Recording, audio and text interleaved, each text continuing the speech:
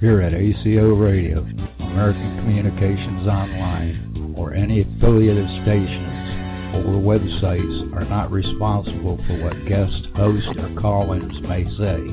All programming is intended for informational and entertainment purposes only. Hello, world. This is TJ Morris, also known as Teresa Jeanette Thurmond Morris, and I am your host as of June 6, 2012. I've been doing radio shows right here for oral reports and talking about various subjects, including art, culture, education, science, technology, engineering, folk life, ufology, astrology, alienology, cosmology, phenomenology, etymology, and the study of ancient wisdom and New Thought teachings. And today we're going to specialize in the ACO radio shows because we formed American Communications Online with those that speak English. So this will have to be translated around the world in other languages if you'd like to. Feel free. We're open source right now with Jan Aldrich of Connecticut, who files his website in Australia with friends of his that offer him that service free of charge at open source. And his project is called Project 1947.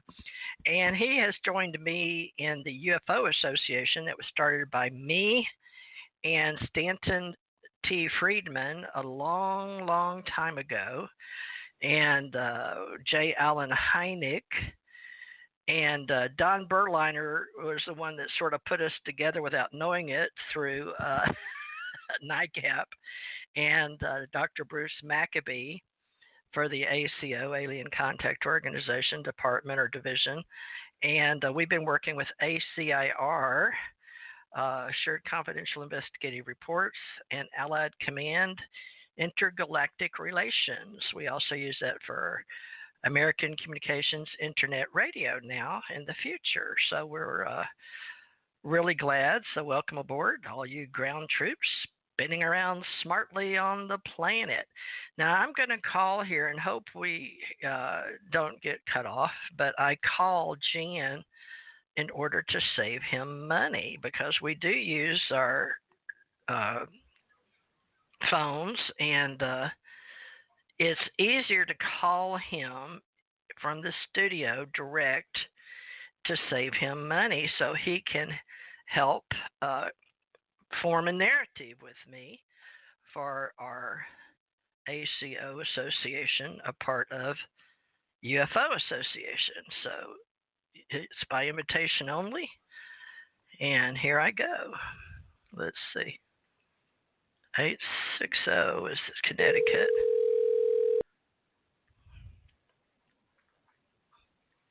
Agnes Wachowski, can I help you? Uh-oh, have the wrong number. Sorry, I'll... Okay, that's okay. Sorry. It popped up right when it said Jan sent you a message. Let me try one more time. 860. Okay. He doesn't mind me saying the area code for Connecticut, and he's very much out there. And more so now with me, I think, than he ever has been, though he's been on many news stations as a historian. 860. Somebody got some free advertising, didn't they? Let's try this one more time. We're calling the right number. Universe Hello? 2. Is this the real Jan Aldrich? Right. Or is it the only Jan Aldrich? I'm not sure. How many Jan Aldriches are on the Earth, the planet we call Earth? Somebody else has got the same, well, more than one or two, because when I tried to get a email address, I couldn't, because I had to be like number 10 or something. Oh, okay. James in Prague is saying, oops, you need these. Like James, he's a psychic medium like I am, James in Prague, and he's done a lot of television shows. So we got the right Jan Aldrich. Thank you James Van Prague. He does events with us in our ACO, our club. So welcome, Jan Aldrich, the right one, with the UFO Association, organization of very many websites. And Jan is here on TJ Mars ET Radio, and we are live. And so welcome, Jan Aldrich of Connecticut, USA. And you are a former military person and government service employee, as am I. And we're doing our job now. So we're retired and sharing similar interest projects in cyberspace online. So I'm going to tell you that though we've never met each other, that I can recall. If we did, I don't remember, but that doesn't mean anything. With I'm in my twilight years. I'll be 28 on, I wish. No, I don't. 68, December 26th, in the day after Christmas. But I'd like to say happy birthday real quick, Jan, to a friend of mine, Thomas Anthony Sinisi of New Jersey. He has moved to the Big Island of Hawaii, and he is now about my age. I think he's 1 year younger, or he may be just, I think he turned 68 when I turn. Wait, he turns 67 when I turned 68. Anyway, or he may be just turning 68, and then I turned 68. I'll have to get that correct. But that is, a lot of you guys in radio know him as Hawksblood, or Tommy Hawksblood. And Tommy Hawksblood in radio and television, and from Las Vegas when he did his magic shows and all of that Penn and Teller kind of stuff. And he worked with Janet Carroll Lesson and Dr. Alexander Sasha Lesson and some UFO events out in California. And he worked with me and some people in New York. And he's worked with me in radio now since 2012. So I just want to say happy birthday, Thomas Anthony Sinisi. Now, he works mainly with our UK group in the UFO Association under ACO Club, Alien Contact Organization Club, and works with Tina Bird. And she's been over there with many, many famous people, including Von Daniken, Eric Von Daniken, and had her picture made with many people recently, like Richard Dolan and Linda Moulton Howe, different people. So welcome to Tina Bird and all those listening with RJ Kellett, Russ Kellett, that just recently came on our show on Revolution.radio. And welcome anybody that works with Janet Carroll Lesson and the Anunnaki studies and books historically with our ACE Folklife Society, and Dr. Alexander Philip Sasha Lesson, PhD in anthropology, master's in psychology. Okay, I wanted to get all that out of the way, because I don't want to forget my friends. This is all about how to win friends and influence people in the UFO Association, and there's so many. Jan and I decided we better get together and talk, because we've got a lot of friends that have passed over. Now, Jan has worked recently, and that's why I got interested in him, over at the CUFOS labs, or CUFOS building or center, and he worked with Barry Greenwood, and Barry came on, very jovial guy. I liked him. We'll have him on later.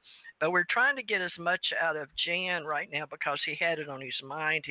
He was doing scanning, and we've been covering this. This is our 9th week of thorough investigation with him. But before we started in this book, we had a talk with him and Barry at the Center for UFO Studies. Now, I usually ask Jan if there's something he wants to cover from the last week. So, Jan, now it is your turn to talk, because once you get started, it's hard to turn you off. And not that I would want to, because you said you could talk forever with the life you've got left. Jan had a bout with cancer, so he's been very nice to realize that he may be able to help us more orally than just collecting papers. So, Jan, where would you like to start today? Well, last time we were talking about some of these people that we're looking for. I didn't get into the 60s. There's still people from the 40s and 50s that, and one of the people I'd like to talk about is James Brewster. He worked for Republic Airlines, or not Republic. I'm sorry, Republic Aviation. It was not an airline. It was a an aviation company that built airplanes and such. For some reason, at the Pentagon, they liked Republic aviation. Going all the way back to the Ghost rockets, one of the vice presidents of Republic Aviation was in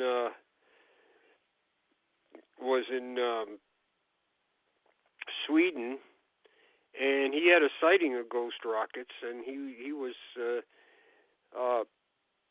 went and visited the Pentagon, and he told them about it, and it was in one of the staff meetings that they normally have every week. All the high Air Force staff get together and they exchange information, and that was, as the vice president, a guy named Flickinger, who had the sighting in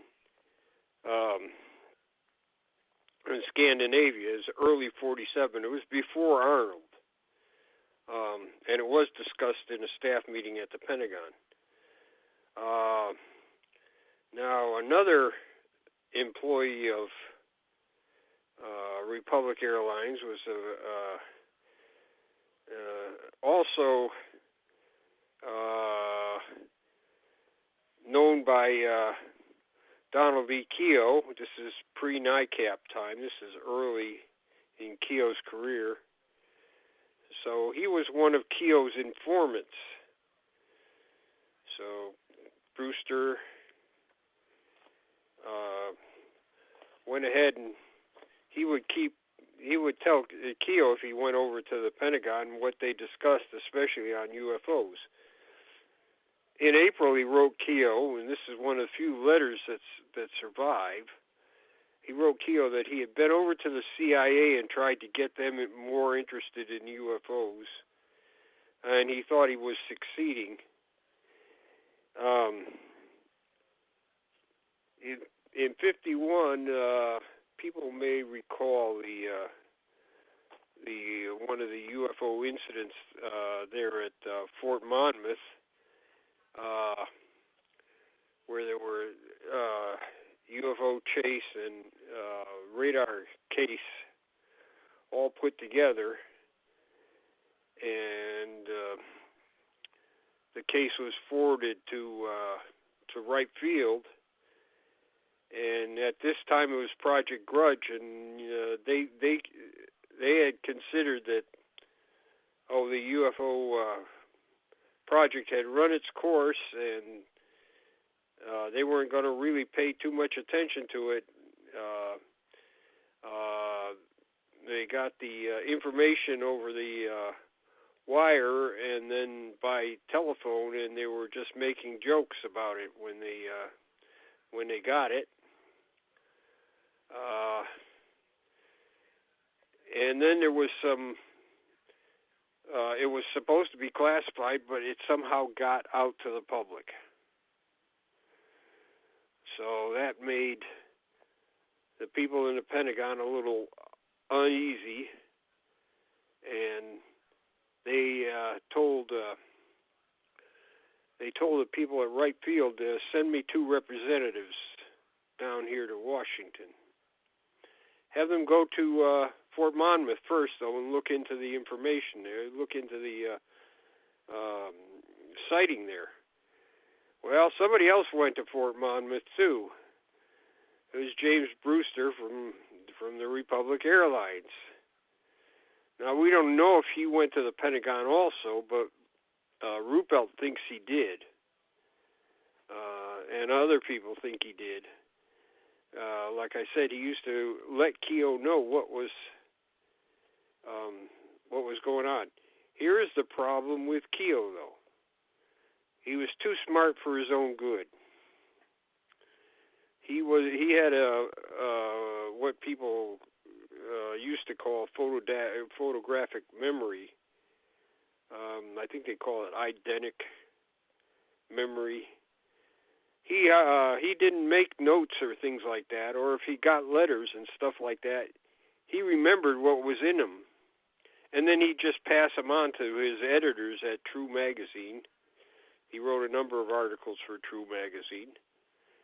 And so True Magazine threw out their UFO files in about 1955. So all the things that Keogh had, or many of the things that Keogh had, were missing because he could remember them up in his mind, and he didn't feel like he had to keep them, so he passed them on to True. It's unfortunate.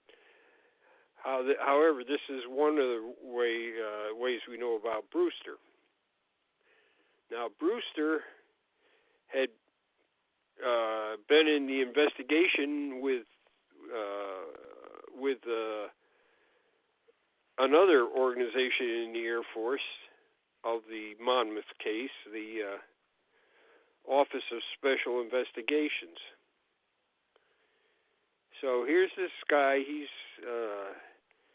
He's a aeronautical engineer, and he seems to have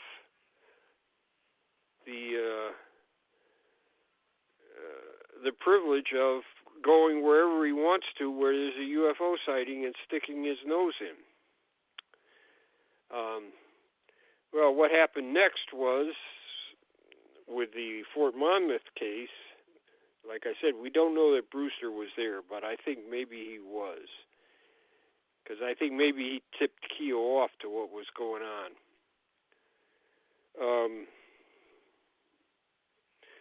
The guy that was running the UFO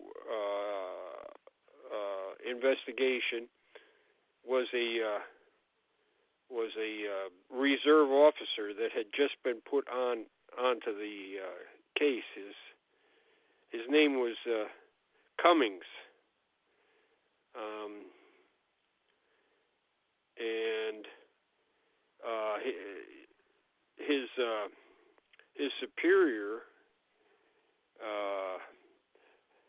Rosengarten, Lieutenant Colonel Rosengarten, had gone. They were the two that were sent to Monmouth to find out what was going on there, and they were told to charter a plane and report to the Pentagon from Fort Monmouth. So that's what they did. They chartered a plane and went down there. This is getting kind of serious. So General Cabell had a meeting. General Cabell, need to talk about him. He was the newly installed head of Air Force Intelligence at the time.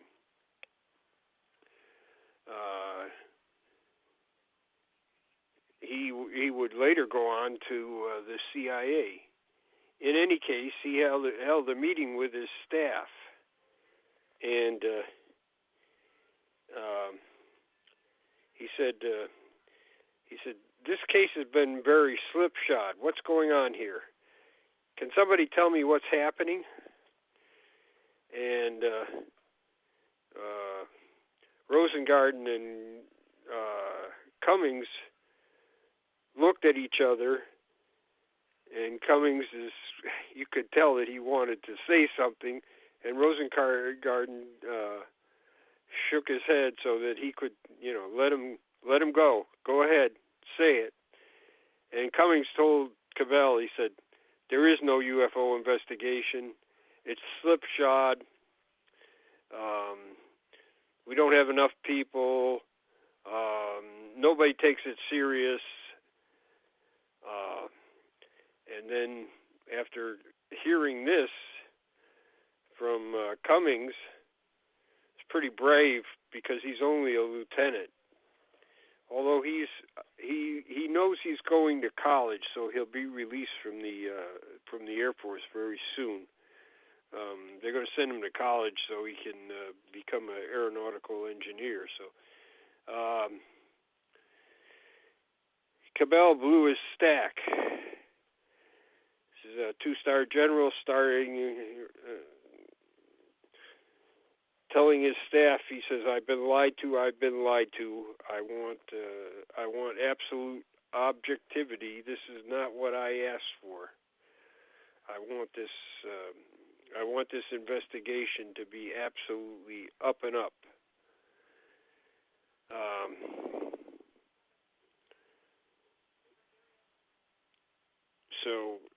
Cummings had lit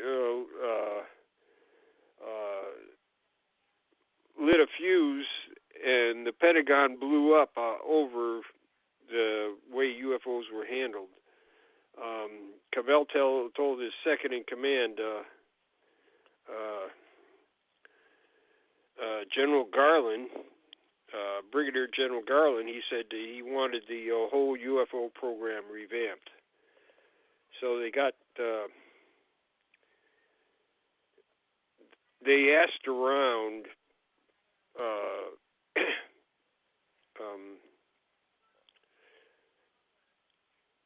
right field looking for people. They decided for some reason that they would not get the people that were careerists. They would use people that came in as a result of the Korean War as reservists, and they would just be, since they were reservists, they would just be there for the duration of the war, and then they go back to civilian life.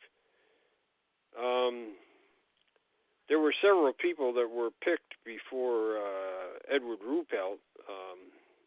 One was Lieutenant Charles Brown. He was an OSI agent. Normally, after the Second World War, a lot of these guys were discharged.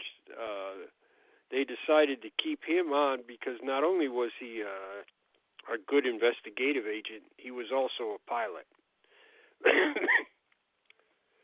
So he had more than one skill set. He said he didn't want to leave OSI. He felt that he owed OSI a debt because they kept him on in the Army where they had discharged a number of other people, and so he felt like his loyalty was with the OSI. So they looked for a number of other people. They came up with a guy named Messenger and then Ruppelt, and Ruppelt kind of won out because the other lieutenant was reassigned. Ruppelt had a real good record. He had been a former enlisted man. They call that a Mustang. He got to be a lieutenant by officer training. He didn't get it through the academy or through ROTC. And he had just graduated. He was an aeronautical engineer. The other virtue he had, he could type. And right field was always short of people that could do admin work like typing. So that probably sealed his fate as being the head of Project Blue Book. Now, he's a young lieutenant. He's just been a lieutenant for a very few months. He's just got to right field, and he's still learning his job. He doesn't even have a top secret clearance yet. He won't get one until into 52.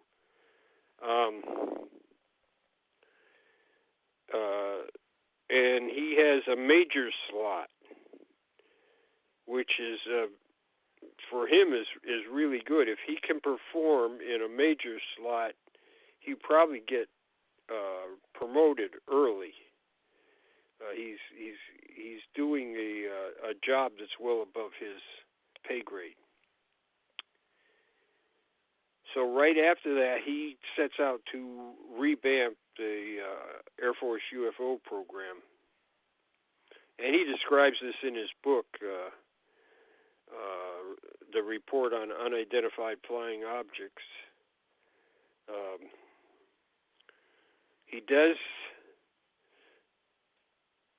They do give him several lieutenants and some enlisted and some civilian admin people. Project Blue Book is about has as many personnel as it's ever going to have right then. They have He has 6 lieutenants, an enlisted man, and two civilian clerks. So he's in pretty good shape. Most of the other Project Blue Book officers may have another officer and an NCO, but and maybe some clerical help. But Ruppelt's got more than anybody else has had since Project Sign, which had almost 200 people working for it at one time.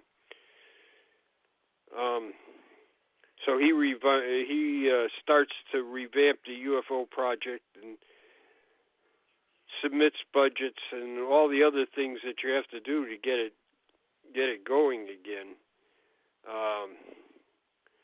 And he's like I said, he's considered since he's a reserve officer, and everybody that works for him is a reserve officer, and the Pentagon monitor in the Pentagon is also a reserve officer. So all the people in the original Project Blue Book are reserve officers. They're not career officers. Don't you think that's odd? That is odd. Always... That's why I'm trying to point it out. Yeah. Well, I was a reserve officer too, so I didn't understand when they brought me back in from Africa, and they escorted me down to the goat locker in the Houston government building, and they had these men in black suits as usual, but they all had me take the U.S. Treasury test and the DLAB, Defense Language Aptitude Battery, and the Navy. But the men were really tall, like over 6 feet, like 6'7", and they actually, when they picked me up from Africa, they they escorted me first class and pointed out stars to me, some kind of cross in the stars, and took me and showed me the gold mines in Africa, and I had to go to the CIA office in Africa. Anyway, I don't know who they were, but they wound up being all the government agencies with ACIR. But when they finally wanted me in uniform, and I would wear all of them, they said it was a brand new program. I don't know, but that's what I was told. I'm like, okay, I was just a dumbass investigator from '67, the kid that husband got picked by Chris Kraft to work at NASA. I didn't know what was going on. I was having fun. But the men in black came in and escorted me and my husband. At the time, we were just teenagers in high school, out of a movie house in Houston. I think it was Windsor Theater then, because we went to see later 2001 Space Odyssey with a lot of people like Ken Johnston at NASA and his cousin. And anyway, his family lived down there where I did in NASA area. But he was actually officer, Ken R. Johnston, but over here in Pensacola, where I live now. And he went to school here, and he went through flight training, and he was a pilot. But later on in life, we crossed again. But why? But now he didn't work inside this group like I did, ACIR or UFO Association or whatever you want to call it, CUFOS or NICAP or CSI. But you did. Now you weren't a reservist like me. So how did you wind up being? Well, I was full-time, carried a green card, if you know what that means, but for several years. But I was an investigator plain clothes, and then they put me through active duty and carried a green card. But still, they always told me I was in a different program. And then the second time they brought me in as a rehire 4x10, they made me a Sea Air Mariner, Sam, called me a Sam. But did how did you get into this if you weren't like, I was a reservist? How did you get in as active duty? Well, I didn't have any, in the military, I didn't have anything to do with UFOs. Well, I didn't either, but I did as a, they took me to meet Stanton Friedman in '76 maybe, when they had me meet Jesse Marcel, of the Roswell UFO. They were wanting me to find out if he hid some of the spacecraft, the UFO, in his backyard in Louisiana. And I was from Louisiana and had that accent, I guess. But they had it all rigged up with friends of mine in Louisiana. And then was it Don Berlin or was it, who was it that got Stanton with on the Jesse Marcel case? Do you remember? It was Don Berlin. Old? It was Don Berlin. Holy crap. This is spooky because Berliner and Berlitz. And Berliner didn't get credit for the work that he did. Yeah, you're right. Oh my God! So you were around. So I was around. I knew what's going on here. You did, yeah. But why didn't you know who I was? They kept me black ops. So they wouldn't let anybody use like my I said, name. I was overseas for. Well, I was overseas. About 8 years, all at once. I didn't. I just went from one tour in Germany to another tour in Germany, then one in Italy. Well, they made me a corpsman, and I didn't even want to be, so they fought me the whole time. I had to go over where I met Bill Tompkins, California. I didn't even know they had astronaut anything in California. I only knew about Houston and Florida, which I'm down here now. But some guy called me today asking me about Pensacola and Navy, some guy, a psychic investigator. But he was only 32 years old. He said his name was Gordon. But people call me all the time, to help them on cases still. But I don't understand. Maybe you can help me, Jan, because I'm still trying to put all the players together. But remember, they didn't tell us who each other was. They'd just give me a number and tell me to call a phone number. And then that person would know somebody like you and me.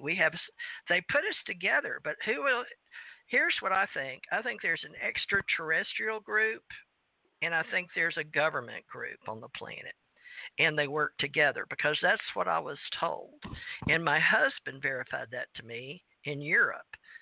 And when he worked with MI6 and the European theater, when I'd call into the CIA, they used to give us a different number weekly. And you got funny papers. They called it the New Testament, a little New Testament book. And they gave all the military, all the government people. But these were things only like back in the day, gumshoes and spooks knew. Did you know about any of that when you were overseas? I'm not. When I was overseas for... I got over there and I got put in into intelligence. But not. But you were not Army, the kind right? of. I did.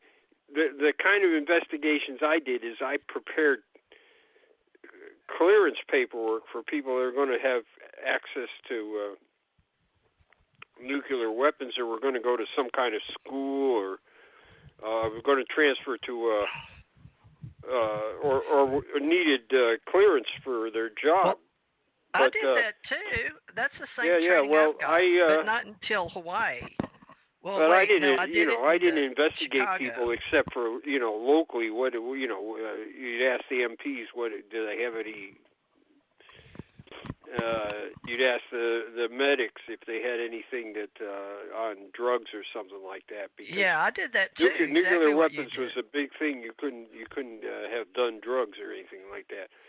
Yeah, so, it had to be no drugs, and I did medical files, and I did MP files, and I did corpsman files. Well, I did Office of Personnel Management files. I was trained to clearance levels, and then for contractors that got badges in Hawaii, had to come through PwC, Public Works Center, and then they sent me to handle all the clearance. And even the guy, when he came to Hawaii, that was going to be in charge of all clearances from Washington D.C., got mad at me. He came in on a phone, and I wouldn't check him in because he wanted me just to give him his clearance so he could do something. And I said, I can't.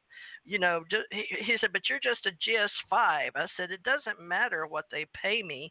I'm trained, and I can't just let you do that. So people tried to pull stuff on me all the time, but what they liked about me is I was honest, and they still treated me like I was an agent, an individual person with my own mind. So NIS reports would come to me, FBI reports would come to me, but they still had people over me. I always worked for the commanding officer, and even the XO couldn't really work me.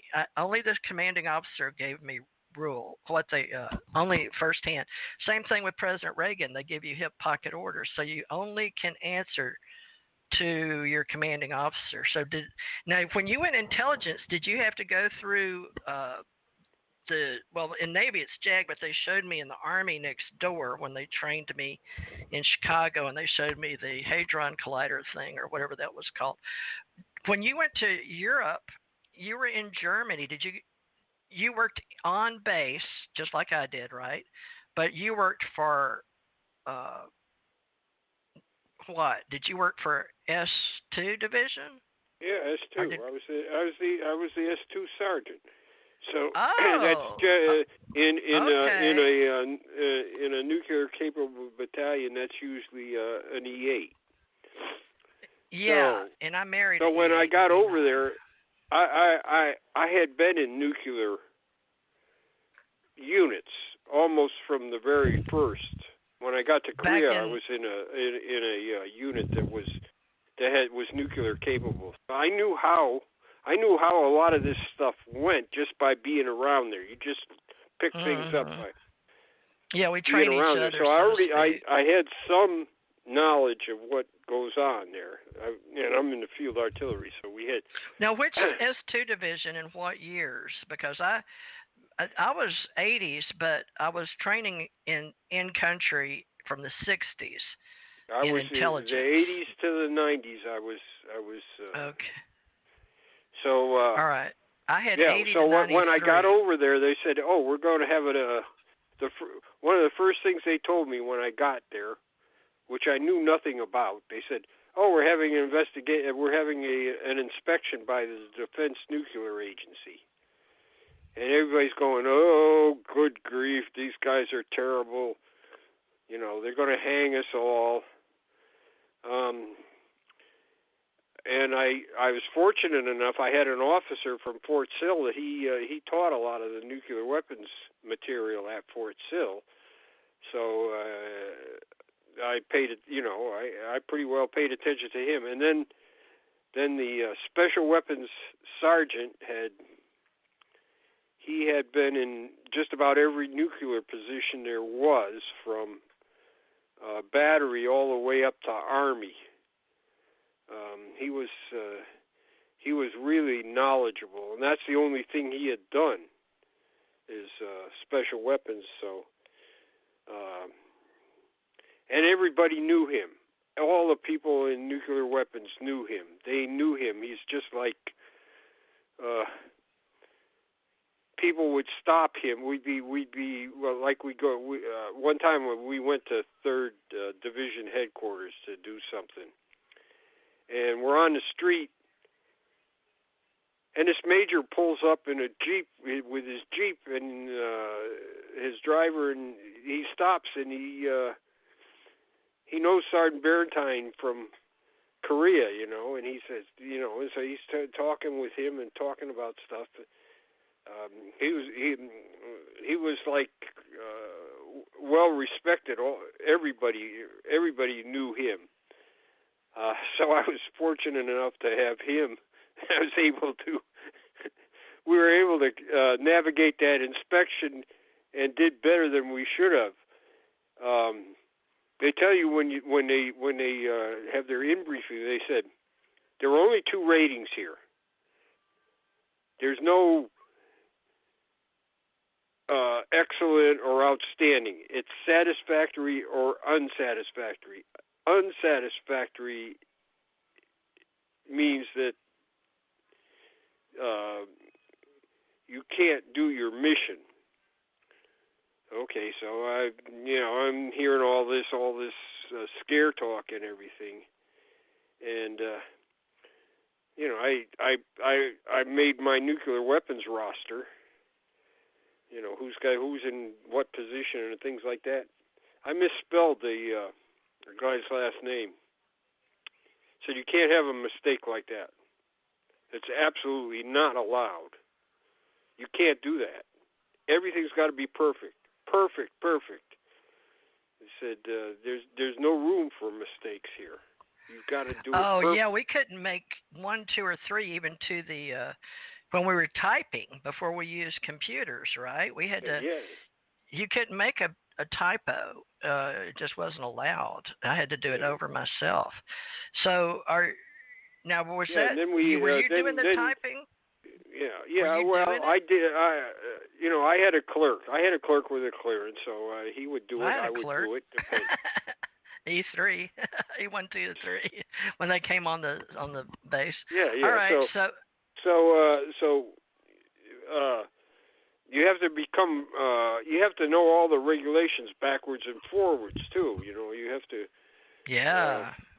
Study So, those. I had to. Yeah, you have to study all the nuclear weapons God. regulations and know them backwards and forwards. So this is my first inspection. So now the main now guy, when they left, his name? when the Defense Nuclear Agency left, and what we had is we had an Air Force colonel, full bull, and a Navy commander, and an Army warrant officer, and of course these guys all knew Sergeant Barentine, so I was able to. He was kind of a shield. He was kind of a shield because I was just learning. I remember that name. Wasn't he like? Everybody was scared. Barentine, I even know that name, but I mean I know it from intelligence work. They were scared of him. Well, we were. It's the Sergeant same thing. Barentine? I taught him stuff about intelligence. He taught me stuff about nuclear weapons. And when they left, they had questions. They didn't give us a rating. They said, we have questions about some of the things you're doing here. And we're going to go, when we get back to the Pentagon, we'll send you your rating. Now, they told us, we just get satisfactory or unsatisfactory, and they just suspended our rating. Did he work in the Pentagon? I think so. I'm not sure. I know he worked at Army level. Like at 8th Army? He came and went. Yeah. He may have worked at the Pentagon. He, like I said, just about everybody knew him. Yeah. So he came and went, I think, out of the Pentagon, I think. Defense Nuclear Agency came back and said, we have resolved all the questions we had on your operations. Oh. We were a weird unit anyways. We supported a German tank Panzer division. Yeah, my husband was in it. We supported 12th Panzer. So, we're not even working in the U.S. Army. We're working for the Germans. But they sent this thing back saying, we've resolved all your items that we had questions on, and they're all resolved. I forget exactly what they. Anyways, they were satisfied with what we did, and they said they repeated this thing. We don't give ratings other than satisfactory or unsatisfactory. Yep. And then it said under that, if we were to rate this unit, we would give it excellent. So the colonel gets that message from the Pentagon, and he's walking around with his chest out, because this is the highest unit that inspects nuclear weapons units. You get one from your local, like from Corps or Army maybe, but this is from the Pentagon. It was really good. So, he. And I don't know what I'm doing yet. And so they say, okay, we're going to give you a medal. And I said, no, I don't need a medal. I said, I don't even know what I'm doing. the Do you last know thing why, I need. You know, you're and doing what you're Valentine's got, you know, he's got like 3 MSMs and a whole bunch of Army Commendation medals, and I'm saying, yeah, says he says, I don't want another one. I got enough. Oh, that's what my husband used to tell me. He didn't need a. He was like a really good hero too. Well, Charles Berlitz, real quick before we pass all this up, here in Florida, some people that liked him wanted me helping him before he died, but I didn't have time. I mean, I did and I didn't. I had family issues, but here in Florida. But he finally died. But Charles Berlitz, he did the Roswell incident. That's who you're right. In the Philadelphia experiment and Without a Trace, the Dragon's Triangle. Very, very famous man, but he explored the paranormal. But he died December 18th, but I don't remember what year. Was it 2003? Do you remember Charles Berlitz? I can't tell you that, no. I think it was in the New York Times. He was born 1913, so at least we got his name in here. So can we give him an honorable mention or something in our book? Because he spent 26 years in the Army intelligence. I don't know if you know that or not, but he was started visiting Florida. I don't know much about Berlitz. I've never met him, and well, his wife was Lynn Berlitz Hilton of Fort Lauderdale, and they had 2 grandchildren. You know, I asked Berliner about him a couple of times, and he just he didn't want to talk about him. So why? I don't know. So they were leaving him out because he was famous. I think they were a little jealous of him because of the Roswell incident. And then I wrote Roswell UFO Encounters. But anyway, they liked him a lot because he wrote books, but he also explored the paranormal for the government as an intelligence officer. And he wrote a bestseller. I think it was Bermuda Triangle, wasn't it? Bermuda Triangle. He made it very famous. Paranormal. He was really good. I was supposed to sort of follow his lead and help people in etymology and in paranormal. I guess you and I are doing that now, right? We're going to be authors of the paranormal. Well, yeah. I don't know is that where you are? You think it's real, and I think it's real because we lived it. But mention Berliner again in this part of your book, because I call it a book. Or you had Berliner, Berlitz, and who else did you say that helped Stanton Friedman? These are names people may know or want to know what we know about them. Well, it was William Moore. William Moore too. Now, yes, Moore and Berlitz was I think the titles. They brought Berlitz in.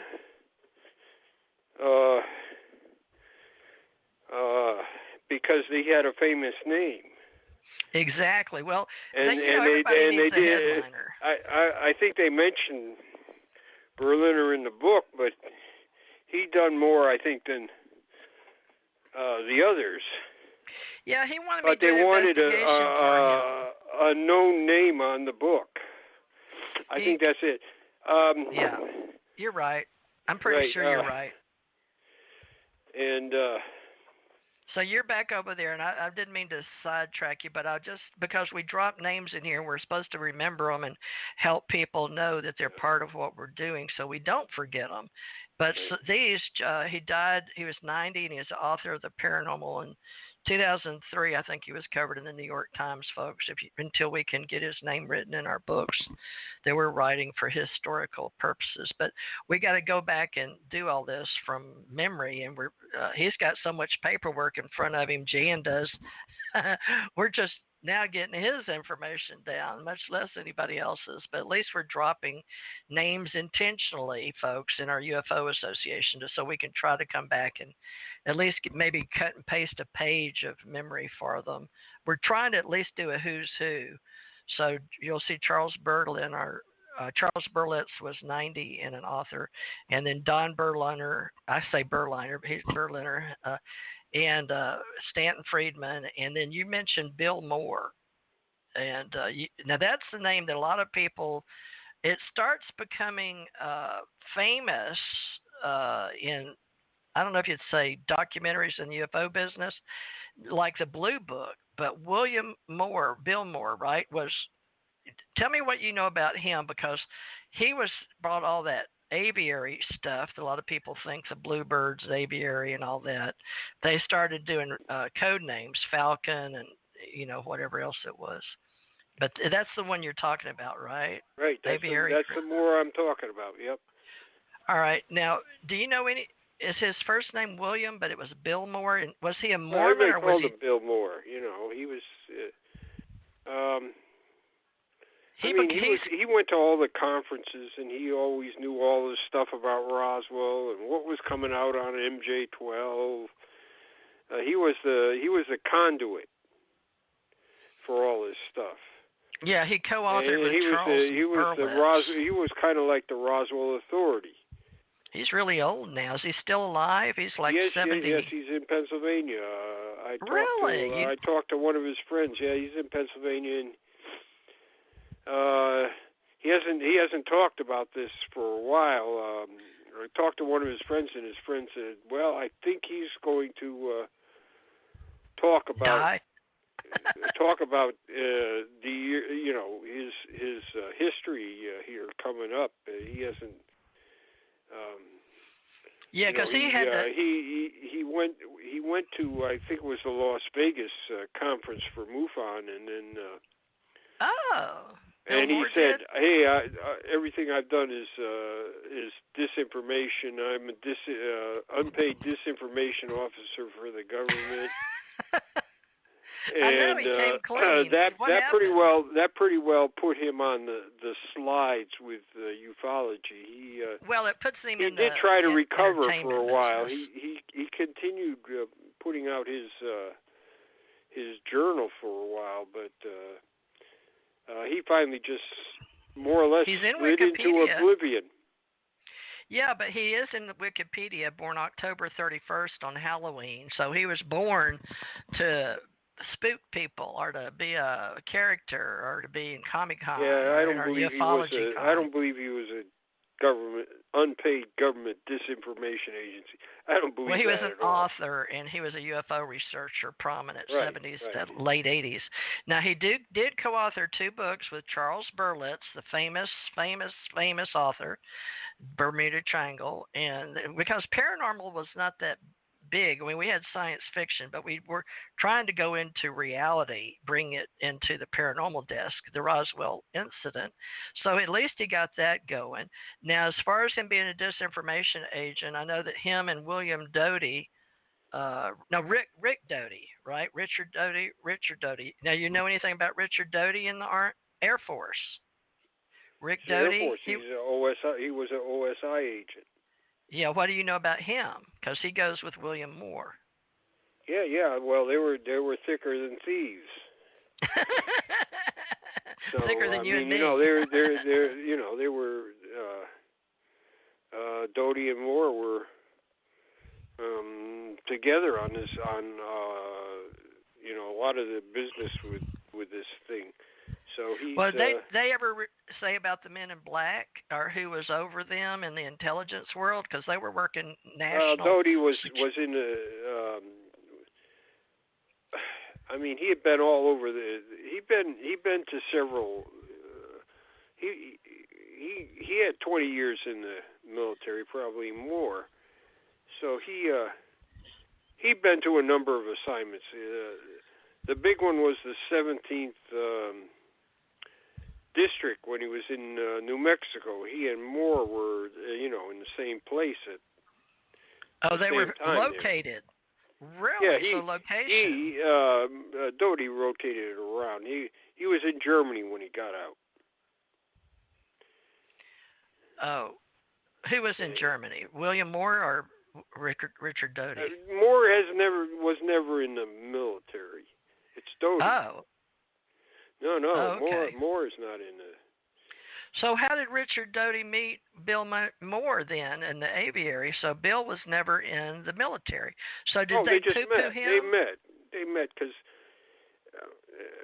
a lot of the people in the 17th District OSI were interested in UFOs. Okay, well, I'm glad that you're they kind of talking to me pulled some fast stuff on Linda Moulton Howe too. Tell me about that. I like Linda Oh, Moulton come Howe. on! Oh, it's so bad. Well, not the story that you know, but I mean, tell me real. Let's do our history. Let's do our history. I don't know if it was Moore or Doty that called her up and said, people have been talking about us sleeping together. Oh, really? And that was his. I mean, it was so. It's so bad. It's Valley, so bad. Valley of the Dolls. Yeah, it's Remember? that's how I get your interest by saying something like that to you. Yeah. I think Valley the of the guy Dolls. had, Richard Doty was sleeping with Linda Moulton Howe. She Really? she did do some stuff for Barry Greenwood for in his book.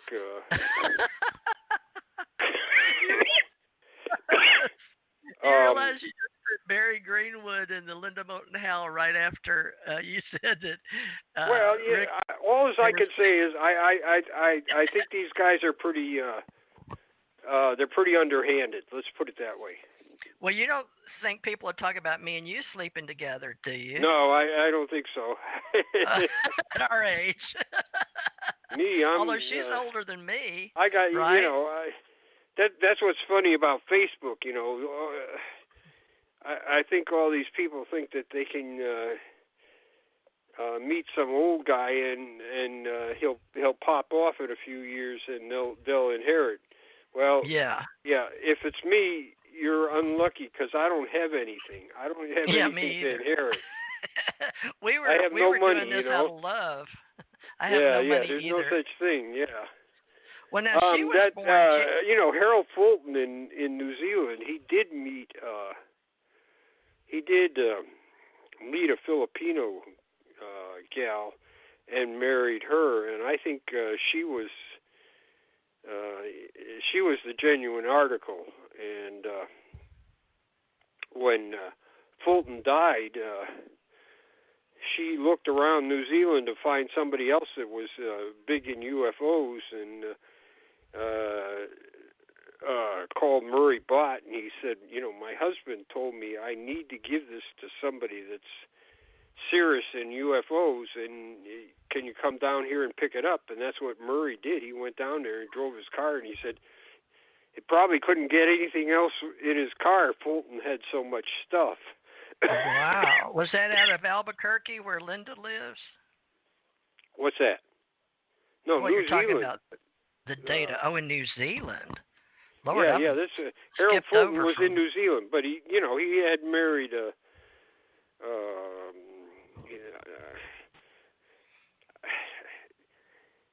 Filipino. He met her in the Philippines, and they married. A lot of men did that. I remember because I lived in Hawaii in the '80s. But I married a Korean, so. Oh, you married a Korean. Okay, well, that's so okay. It's just I love girls. people that come up to me and say you're white, so that you're a racist. I said, I got white skin, so you're racist. I'm Russian and Polish, and I got my kid is half Korean, and my grandchildren are half Mexican. Yeah, I sure am, Yeah, I've got a granddaughter half black, so go figure. And my name's Thurmond, by the way, Thurmond. We had a lot of trouble as white people with the name Thurmond because of Strom Thurmond being so political. It was not easy on me. And he went, and my brother was Marine. My brother's dead now, but he trained people. They swim outside of submarines and laid the cable lines in Japan and places, but Strom Thurmond came to get my brother in the Marine out of, I think my brother was down here in Florida, but him and a senator's son got in trouble for the guys in the Marines, and they had clearances, but they weren't supposed to do pot in the nuclear business, right? So anyway, but Strom Thurmond did help my brother, but he's dead now. my brother's dead, and Strom Thurmond's dead, and my Uncle Charles is dead, and my dad died. My dad died the same year my mother died. My mother died May 2nd, 3rd, or 4th, I forget, in 2011, and my dad December 9th, 2011, which I thought was strange how people come and go. It's like Wizard of Oz. People come and go really quickly around here. But Charles Berlitz did die. Now, William Moore's, I think he's still alive. You said, you just confirmed. Yeah, he's in Pennsylvania. And Linda Moulton Howell, age 70 some odd, she was born January 2042. She was 10 years younger than my mother, so she's American journalist, but she's still alive. Yes, she right? is. Of course she is, yes. 2019. How old is she if she was born 42? 77? That's what it says here on something. I don't know. I only met her one time, so I don't know. Did you like her? Janet met her, brought her to Pennsylvania. We said, hello, how are you? Nice to meet you, and that was the whole conversation. Well, how tall are you? Are you short or tall? I wasn't 6 foot. I was 5'11". Wow, of course, me too. Now I'm going in the other direction. So. Yeah, me too. I'm shrinking. Did you know Boyd Bushman, the old man, Boyd Bushman, or not? No, I didn't. Okay, I can't remember if I met him or not, but it seemed like he did Area 51. Was he? Do you know any? I shouldn't bring up all these people, but he was born in 36. But folks, these are some of the people that are in the UFO business that were in our UFO association. But he died in Tucson, Arizona in 2014. But I'm pretty sure that he and I talked somewhere, but I don't remember where. But I think it was over Grays, and he was born in 36 in Globe, Arizona, but he died in Tucson. But anyway, but he was talking to me. It seemed like there were several people. We had different groups, 5 or 6 hush-hush teams here and there. But he seemed like he was working during the time with several other people about the little Grays. He was real intrigued with them. But you don't remember him, Boyd Bushman? I might have heard the name. I don't think so. Lockheed. He was Lockheed Martin. So the name sounds familiar, but there's another Bush, and that's throwing me off. There was during the Korean War, there was a Bush in Air Force intelligence that was collecting radar cases from all over Korea. Well, some people said he was debunked, but what humans did, like us working in the military facilities, but then we have memories of where we were, but whether he had a toy alien or not, we don't know, but he showed a picture.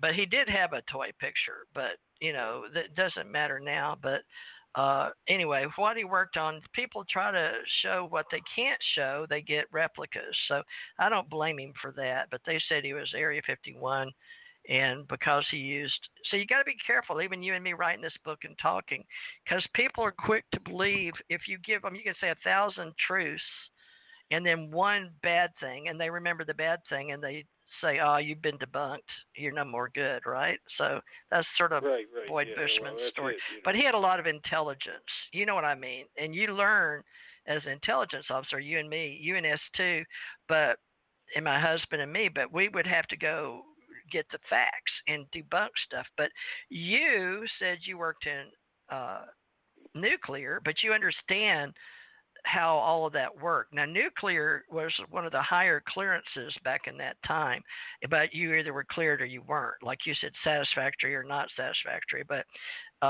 one of the guys I work with, a Mad Painter, which you've been online with the first time you and your partner Greenwood came on, Barry, he had nuclear clearance working on ships. A lot of my people in the Navy worked around that, so I had to be cleared because I would go on ships and see things and have to give them clearances and stuff in the Navy, right, and work with them. So you know how that is because you gave them clearances too, right, your boys? Right.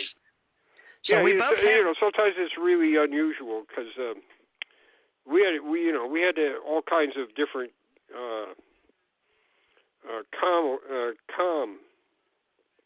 com stuff, communication stuff. Yeah, for nuclear. You have stuff that's just for nuclear stuff. Nuclear only, yeah. Yeah. But this was way before we got involved with big computers. We were still what they would do, like what they would do is say they call us up and say, okay, it sounds like Cloak and Dagger says, go to the back of 3rd Division headquarters and wait there. And so we're over there. There's about 5 or 6 guys from other battalions there that are, my peers and everything. Right. Here comes this German laundry vehicle.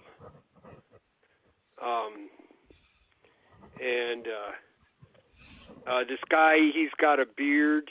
He looks like a hippie. You could see he's got a pipe on him in his pocket. It's showing. And he's driving a truck. And coming on base, right? Yeah, and I'm saying, how did this guy get on base? And he opens up, and there's all kinds of laundry there. You can't see into the truck because there's all as you open the door, there's all kinds of laundry. They push the laundry aside, and here's this young gal, and she's barefoot. She's barefoot. She's got her feet are dirty, and this other guy that looks like another hippie in the laundry vehicle, and they've got our stuff all parceled out, and we just go in there and sign it. And I said, do you guys get in any trouble with this thing? He says, no. He says, we just blend in. We blend in, and nobody bothers us. They don't know what we're doing. They just think we're a laundry truck. Right. Yeah, exactly. And we did a lot of that. Learn how to disguise, be many different people, and that's all part of my training is how to be different people. I still do different color hairs, but I never liked wigs so much, but you do what you got to do to blend in, like you said. And that was fun. We thought it was fun. We grew up on 60s Goldfinger. That's how I got recruited, was watching, during the NASA times and CIA, I guess, with the Men in Black and X-Files and, all those Cloak and Dagger, Spook, Gumshoe, and then reading books. But it was a time gal, when we needed young people. Not only was she in the comms, she was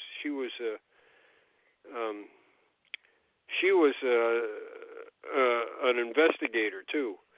So yeah, that's what I was. Yeah, so I was called a legal investigator. We're out in the field, and I hadn't got my my final top secret yet.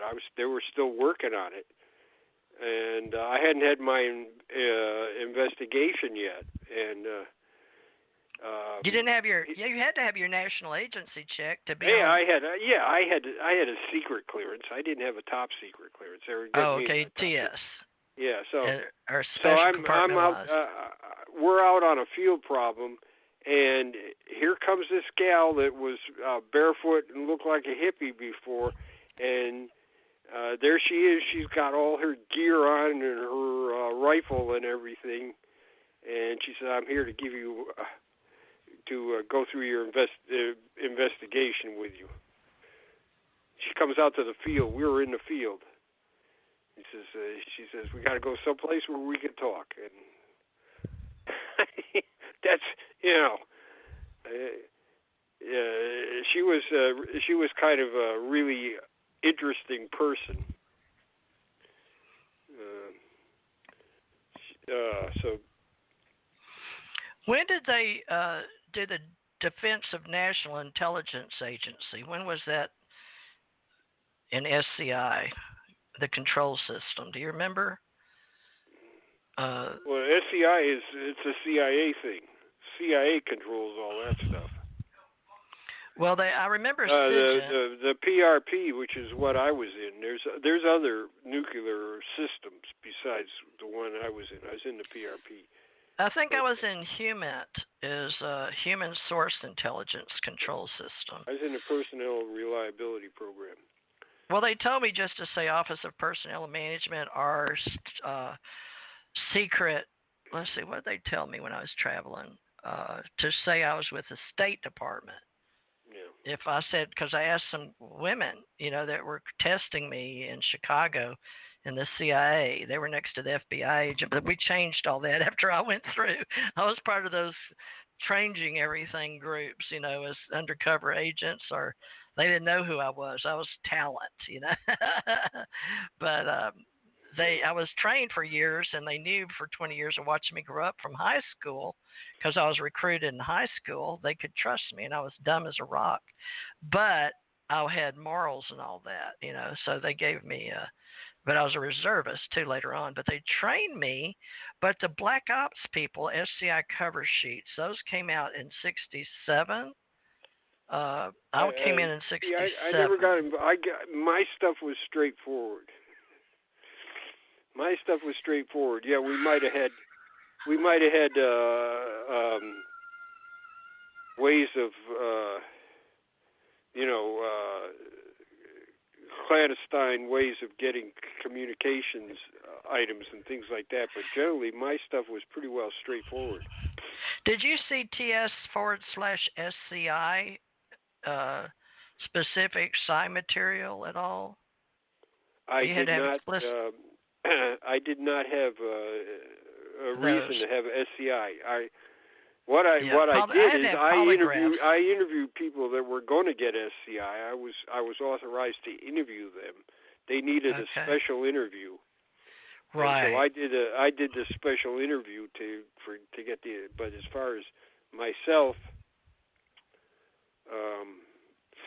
I think it was interesting when a battalion commander came in, and he says, I've been told I got to go over and have a SCI briefing. Oh, okay.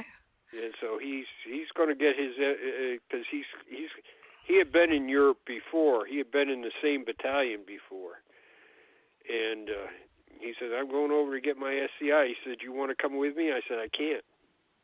I said, "Really?"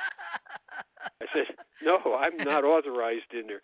Besides, they're going to have by name. It's going to be when you go over there, sir. It's going to be by name." So he comes back and he says. Aldrich, I can't tell you what happened over there, but it sure scares the hell out of me. Really? Yeah. What were they doing? Well, I knew this by this time. After being there for 3 or 4 years, I knew this by this time. Whatever they told us our mission was, it was something else. I knew that. Do you remember Aldrich? We trained with 12 Panzer all the time. We had every time we went to the field, we went to 12 Panzer, except every once in a while, about every 2 years or 3 years or so, we went and trained with another German group, and 12 Panzer is really most of the guys that were in the 12th Panzer were from around the area that we went. They're all homeboys, and they're always putting on, like they have band concerts for the locals and stuff like that, and like we go up there to our positions, and the Germans that have big piles of sandwiches. Of course, the first time this happened to me, I thought they had rocks. It looked like they had a whole bunch of white rocks standing, almost 5 foot high, like a big pyramid of white rocks. And as we're riding by, they're pelting us with them. And I'm thinking, oh, God, there's rocks. And then when we went by, they're throwing stuff. What they're doing is they're throwing sandwiches on the truck. And in the middle of winter, you appreciate that. Tom you caught some appreciate that. investigations at the back of in Germany, trucks coming and going, and he caught some that were some of the just simple investigations he did. But there was a lot of theft going on, even in our in Germany, in people coming and going off. Well, they found they found this truck close to our headquarters, the Corps headquarters, and it had caught on fire. It was just it wasn't the. Was that the one taking steaks out of the back of the? Do you remember? No. About? It's nothing to do with something like that. This is. Oh. No, this is like a Eland. This truck is full of Eland equipment. They had these. You could go all over Europe. See, what you did is you sealed the truck from, even if it was from a communist country, you seal the truck, and then you can go anywhere in Europe. And when you get to your destination, they cut the seal and inspect it. Yeah, that's what I did for 8 or 9 years around the USA. This was a Czechoslovakian truck, and they had just left it. The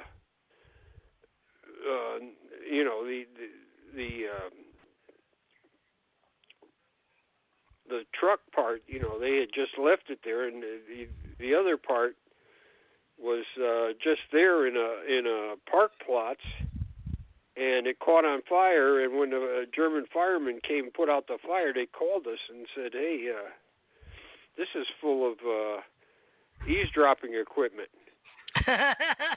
And so they had all the people go out there, and they were trying to capture each keystroke that we did on a computer or something.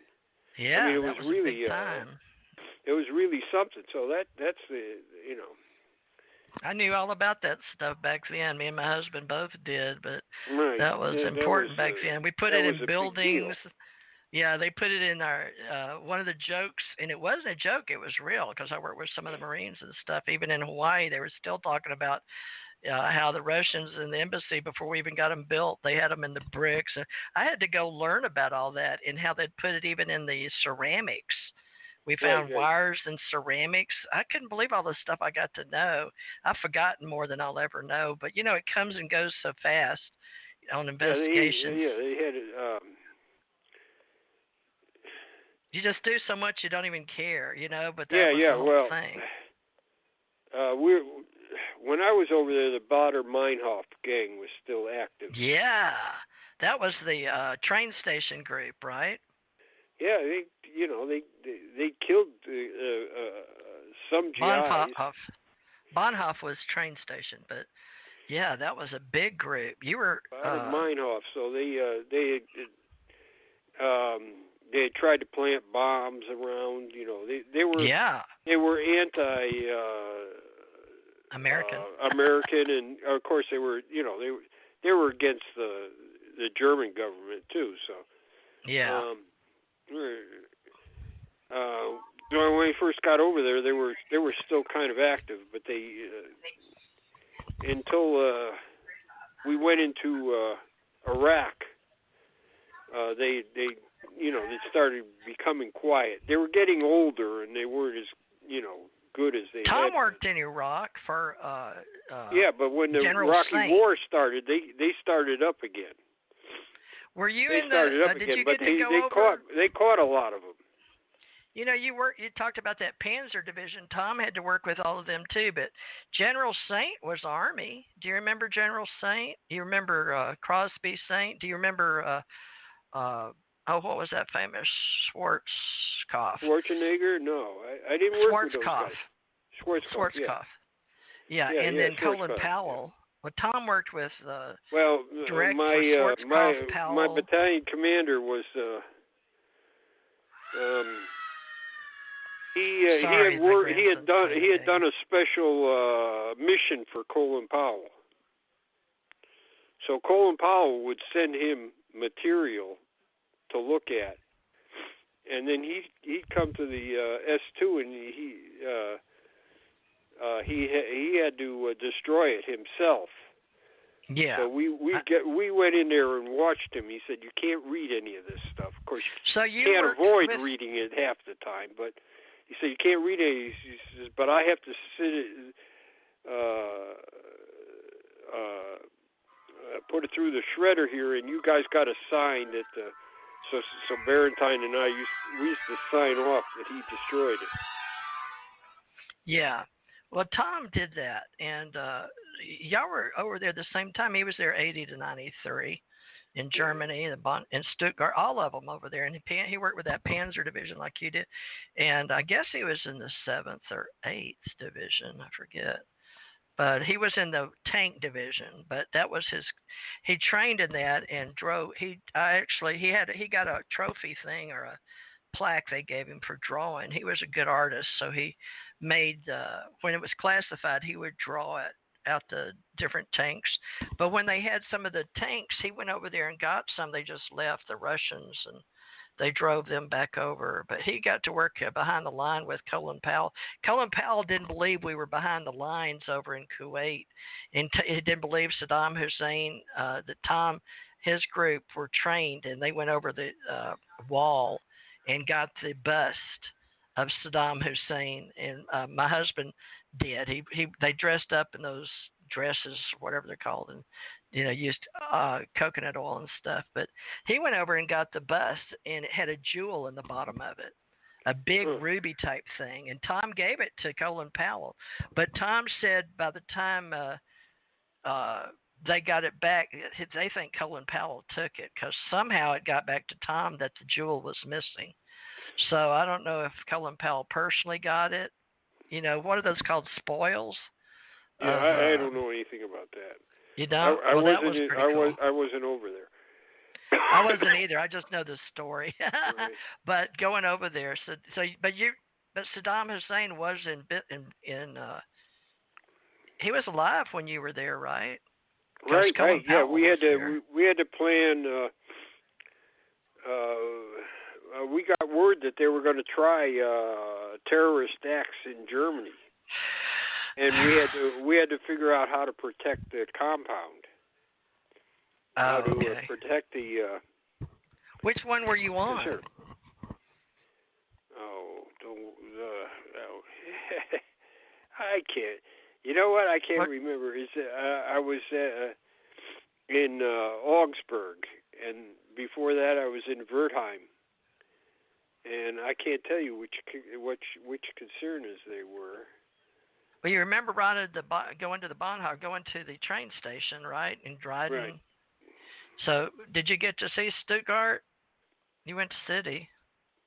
Yeah, I went to Stuttgart. I was in Stuttgart. Okay, and then do you remember Cooperstrasse, Germany? No. No. All right, Baumholder, Germany. There's a lot of Baumholder. Yeah, I was at Baumholder once. What about Grafenwehr? Oh yeah, all the time. Okay, so those are we went. Of the places. We went about every 3 months to Grafenwehr. What do you know? Yeah, Tom did too. But Yeah. didn't you work artillery division? Yeah, artillery. My husband battalion, did too. Yeah. So I think y'all were in the same battalion, and he was in and out of S2 from 80 to 93. But so you don't remember what year you were in S2? Was there a girl? Yeah, I was there from 84 till 92, and then I went to Italy after that. Okay, well, you were crossing paths. You might not have known Tom. You know how you can be in the same base and all that. But I did. I don't. Yeah. In S2. If he was in another division, I don't think I ever ran into him. Do you remember a woman attorney working in S2? No, I didn't. A lieutenant? Okay. Well, he did. I was just wondering because I could have put y'all in the same location. But okay. Oh well. Well, no, the thing is, we were under 7th Corps, and when 7th Corps went to Iraq, we came under 5th Corps, and they did things a lot different than we did things. Operation Desert Storm. That's what I was in, and you were in. We can wear that, but I don't. We were. I can't. You know, I don't even think I got paperwork for it. I didn't. So huh? I mean, we got the little ribbon. So when one other thing about Sergeant Barentine, this is years later after that inspection. This is like, I want to say it was. Was it during Operation Desert Storm? No, this is afterwards. This is a Sergeant Barentine story again. Okay. So this is years afterwards, just before he's going to rotate. I think he extended over there, so he was there. Yeah, he was like me. He extended over there. So. Yeah, but that was hard to do. You got to extend more than 13. You could extend, what, 24 months? I extended for another tour. But didn't you have to come back to Fort Hood or somewhere? No, I didn't.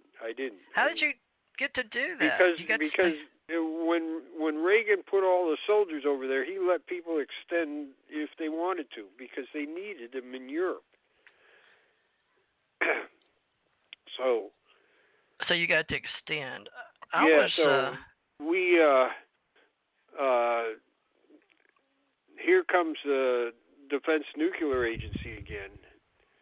People and they sent a letter, and they said specifically that they wanted to review nuclear publications that had been out for a while to see which ones could be improved or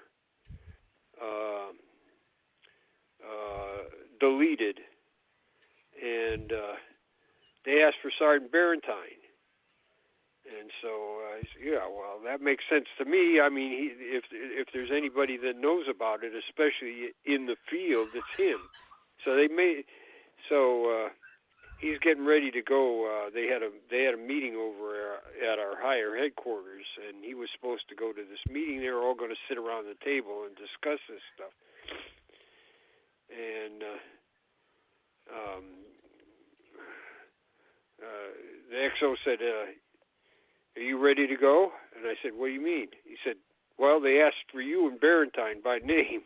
And I said, "Wow." So I said, "I shouldn't be there." He said, "It'll be a waste of time."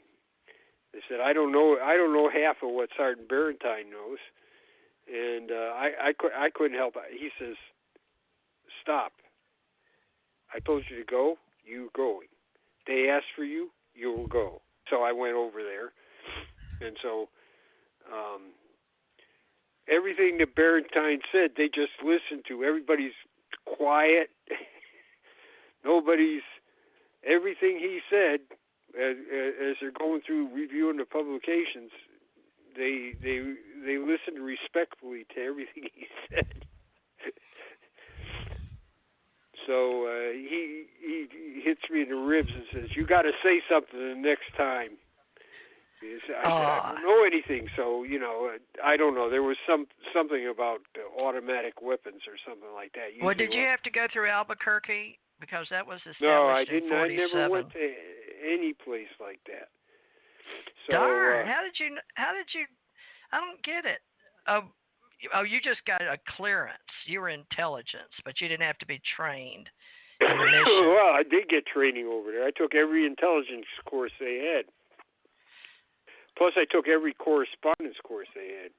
But on base, right? Through partnerships and the colleges on courses. No. They had Intelligence 1 in Europe and Intelligence 2, Intelligence 3. I took all those courses. Okay. And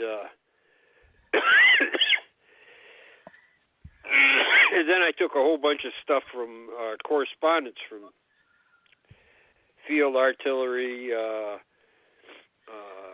military intelligence courses. I took some naval intelligence courses. Did you have to do advanced radiological and nuclear response or explosive ordnance? Yeah, I got into that too. I didn't get into explosive ordnance. No way.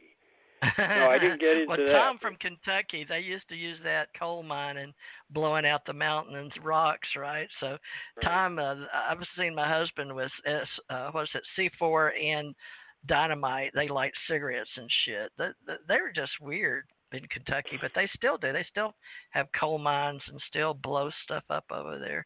Oh yeah, we had to blow stuff up all the time. Yeah. Yeah, and so we got disposal. in fact, hey, we got this stuff. We got too much of it. We have to get rid of it on this next time we go to Grafenbeer. You got to put this out at the ED range and blow it up. Wow. So, yeah, we did that kind of stuff. It's fun stuff. Yeah. So I went there with Barentine, and they so people listened to what I said, but I didn't really know as much as he did. But after that, he was due to rotate out, so I took him down to the airport so he could leave, and we shook hands, and he says, well, Sergeant Aldrich, I'm glad to have worked with you, and I've learned a lot. And I'm thinking to myself, this guy's learned a lot from me. I said, it's not 1/10 of what I've learned from you. So that was, it doesn't have much to do with UFOs, but it definitely, the military was dead serious about this stuff. Everybody said I was always a sour face over there. Well, you've got to be when you're dealing with that kind of stuff. Yeah, you got to watch, cross every T and dot every I. Oh yeah, it was our job, and the reason we took pride in it is you have to, and I understand what you're saying, because you can. I love everybody. I'm very friendly, but when you're in uniform and stuff, you can come across harsh. But in intelligence and clearance levels, back in the day, we didn't have computers. Nowadays, kids can blow people up from computers. With what I'm saying. It's ridiculous what they can do. They have so much power, and sitting in this country blowing up people in other countries and stuff. It's ridiculous. We didn't have that kind of power. Nowadays, kids grow up playing video games, and they don't know the difference in humans here or humans in another country. They just, touch a button and blow them up. But, it's gotten a little carried away, but I guess we shouldn't go there, because then we start getting into morals. Right. What we can do and what they can do are totally different. Now with the computers and well, what do they call those that fly without humans in them? Drones? UFOs? Yeah, well, yeah. Yeah, that's true too. It's terrible. I worked on Aquila when I was out at Fort Sill, which was one of the first drones. It never got into the inventory, but it was supposed to do everything. It was supposed to fly over enemy territory and reconnaissance. It was supposed to drop chemical weapons, and it was supposed to drop explosives, and it could do all kinds of things. And actually, it was just too much. It was too much, and they dropped it out of the inventory for a while. So we didn't have drones for a while. Well, but Aquila they had so many missions for that thing. It was unbelievable. But did you get to get up close to it? Yeah. At Fort Sill, I was in the field artillery school, so I was in charge of the NCOs for meteorology and sound. So the word is that was for my eagle. that was my thing. And the other guy, they had a building for this drone that was coming in. It was called Aquila. And Dang. it was there. They would fly it out of there all the time. Now, what year was that? In the 80s?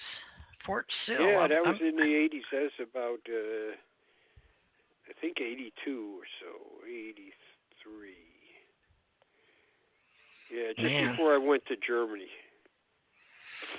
Fort Sill basic training. Did you do basic training there?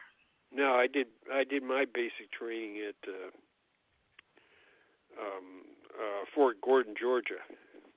I went to Fort Sill in Oklahoma a lot, but to me it looked older, but it was when there was ordnance and they had to blow them up, like you said too. It was there from the Indian Wars. That's where all the Indians came to surrender and everything.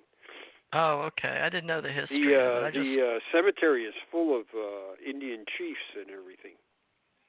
Oh, okay.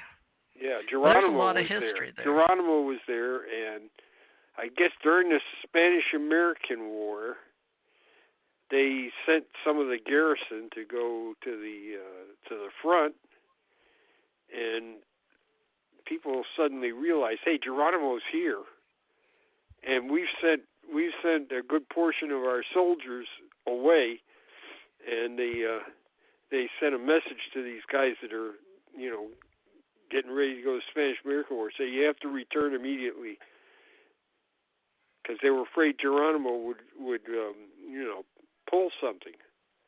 Yeah. So he was, even when he was older, they had fear of him. That he was, he still had the loyalty of his followers, and I don't think he didn't have anything. They were just being overly cautious. He didn't have anything planned. By that time, he had stopped, trying to thinking about escape and things like that. They took him to a lot of. They took Geronimo to a lot of these Wild West shows. They would take him in chains, though. Oh, really? Yeah. So is that documented in your history, or is that UFO history? In Fort Sill, you can read all that stuff about Fort Sill. Okay. So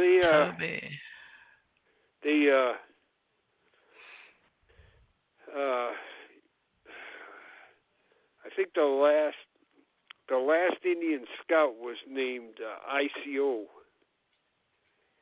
and he didn't want to live in any kind of barracks or anything, so he lived out there in his own wigwam or teepee out there, and when he died, they named ICO Hall after him, and that's where I worked. He was the last Indian scout that was on Fort Sill.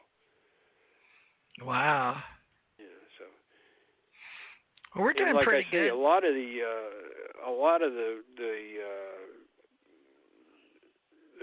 that's folk real life. famous chiefs. I think Red Cloud was buried at Fort Sill. Then they came and got him and took him back. They took several of the important ones and exhumed the bodies and took them back to their homes. Wow. Yeah. Well, is it true you think that the Bones and Skull group has the skull of Geronimo? Or do you know? I wouldn't think so, but they might. I don't know. Well, I don't know. Skull and Bones? Yeah, I heard about that, but I'm not sure about it. Yeah, I think that grandson or something was trying to get it back or something, but yeah, that's difficult when you get into I do know about jumping out of airplanes yelling Geronimo. Yeah. What was that about? The guys at the airborne school had just that night. They had the night before their one of their jumps had seen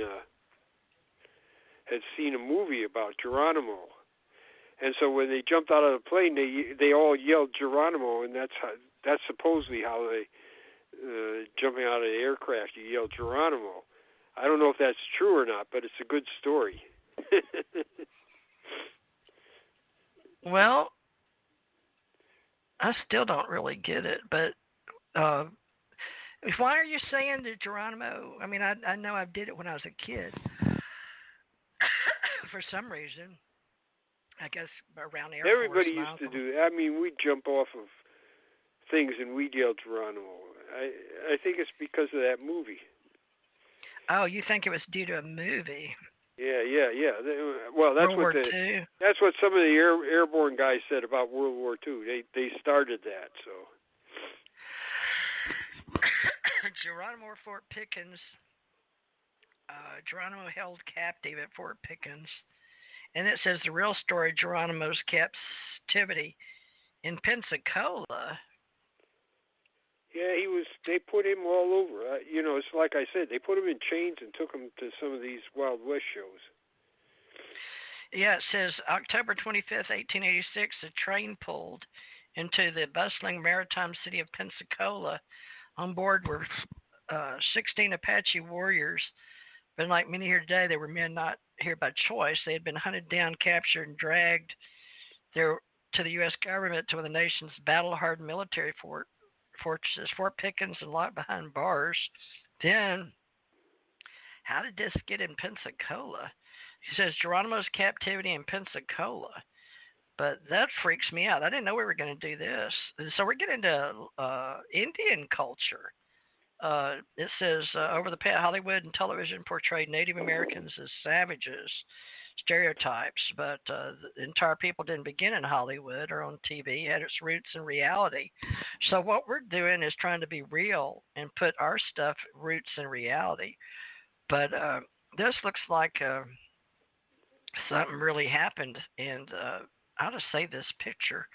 Wow.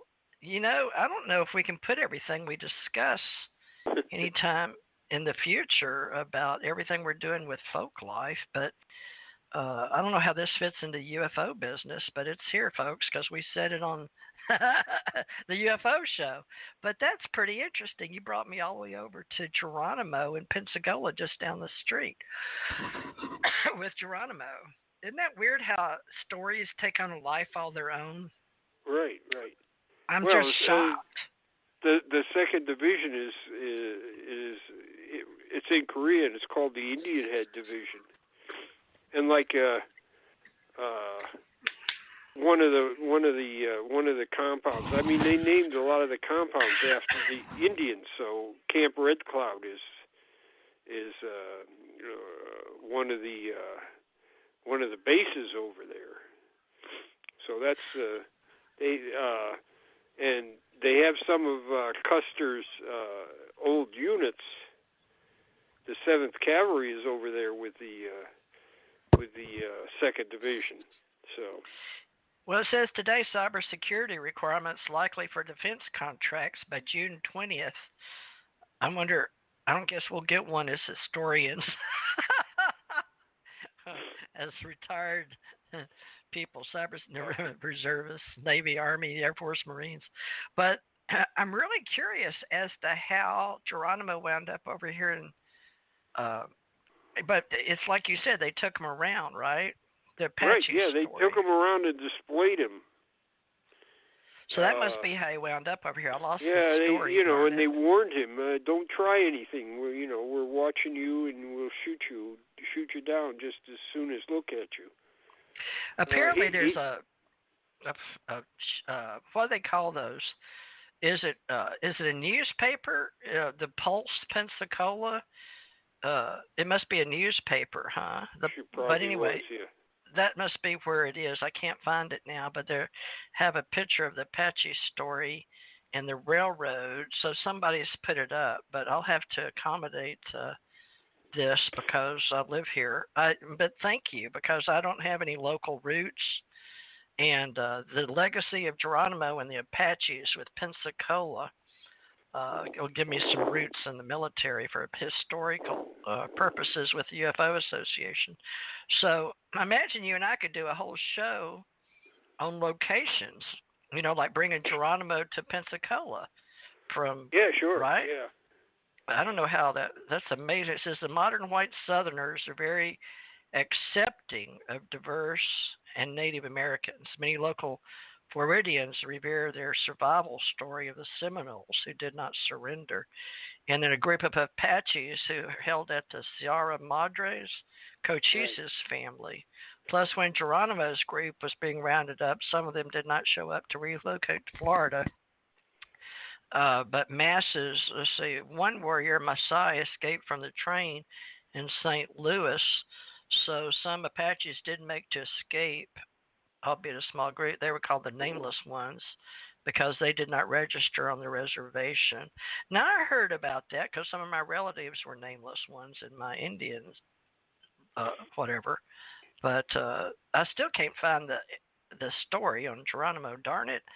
But anyway, we're on the UFO story right now. But somehow between African American, Geronimo was American Indian, right? And he was, which one was he? Apache, right? Right. Okay, but and then we were just talking about he was one band of Apache. It's like what is it, Cochise? He had made his peace with the army earlier. Geronimo was after. He didn't want to make peace. It's just like the Seminoles. The Seminoles, I think they have made peace with the government, but I think there's a band of Seminoles in Oklahoma that have not. They're still consider themselves at war with the Americans. I don't understand, but Seminole was some of our family, and the nameless ones, I guess you'd say. But I remember an uncle that looked like Geronimo, but he lived in Monroe, Louisiana, with the little house where next to my grandmother Thurman on White's Ferry Road. It became North 7th. But he looked just like an Indian, and he drank like one too. Hey, little guy. He dressed like an Indian, and but he was my grandmother's brother, but we weren't allowed to talk about it. Again, like I said, nameless ones. But something to do with the Leatherwoods, which sounds funny. My Thurman, the Thurmans married into the, what was it, my grandmother? What was she? Sarah Elizabeth. I don't know. I've lost all. Heath, Heath. But my father swears they thought they were Indian all that time, and he swears they weren't. They were European, so he was shocked. But who knows? Because so many of those nameless ones, it says capitalized Geronimo's fame. All of the Apaches were intended to be held captive at Fort Marion, Florida, in hoping to capitalize on Geronimo's fame. Several prominent Pensacola citizens lobbied the local congressman to have Geronimo's group sent to Fort Pickens. The petition stated Fort Marion was too crowded and that Army troops from Fort Barrancas could guard Geronimo's band at Fort Pickens. So how about that? The editor of the local newspaper at the time was Pensacolian, noted Geronimo would be an attraction which would bring in great many visitors.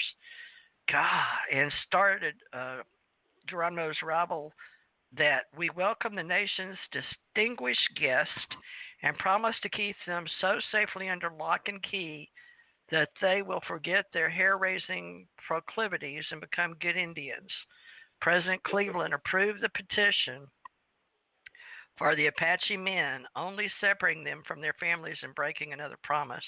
In early February 1887, tourists from all across the country began arriving in Pensacola by train and crossed Pensacola Bay on a ferry to visit the fort and see the prisoners.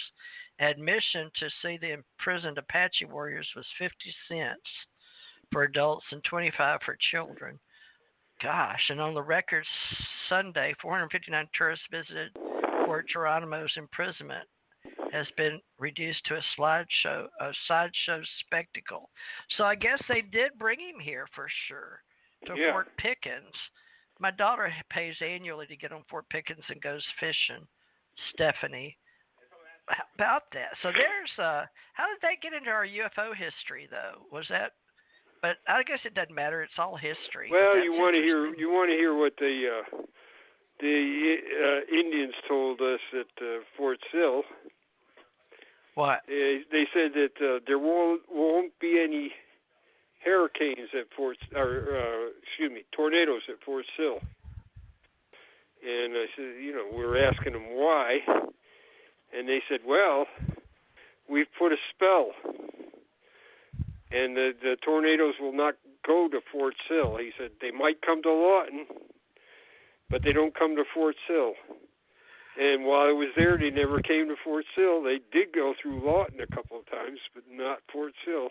Because Geronimo was buried there. So no. They said the locals said that they put a spell on so that Fort Sill was protected. Well, they said Geronimo's... That's just an interesting paranormal story for you. Well, they've got his wife, Geronimo's wife, in two places, like Abraham Lincoln's story. They've got her buried at Barrancas National Cemetery at NAS, Pensacola. And then somebody else says that Fort Pickens, by the way, him and his band was never unlocked and keyed. They allowed them to sleep and roam around the fort. That none of them could swim. Wow. So the Indians couldn't swim. Yeah. 16 Apache warriors were imprisoned at Fort Pickens, but 2 guides talked to them coming in were prisoned. These people remember this stuff. And contrary to the one confirmed that George Ratton, translator, could swim, and the guides studied under Geronimo and told Ratton that Geronimo made them swim across the river in the mountains of Mexico. So they were, they're like, That story doesn't, yeah, I hear you. Well, that's also, I mean, we want to know historical truths and also the culture, but I don't know, folks. It's almost time for us to get off here. We got 7 minutes, but I guess you'll just have to go with us. Jan and I never know what we're talking about will take us wherever, but I found that interesting. I've always thought American Indian and our military lore all goes with the UFO Association, I guess. If it hasn't in the past, this particular chapter, episode 9 will. Yeah. So that's, I guess, how Ace Folklife gets involved in Alien Contact Organization, ACO. And if you believe in ascension, the Indians believed, what did the Indians believe about UFOs or spirits, sky people? Do you know? I think one of them, the creation, wasn't. I don't know. Oh, I'm terrible on this. I just know she came down in a sky basket. One of the creation stories. She came down in a sky basket. Make a note on your book, chapter 9. Yeah, I'll try to find out something about it. It's bring in the I think it's one of the eastern tribes that had this story about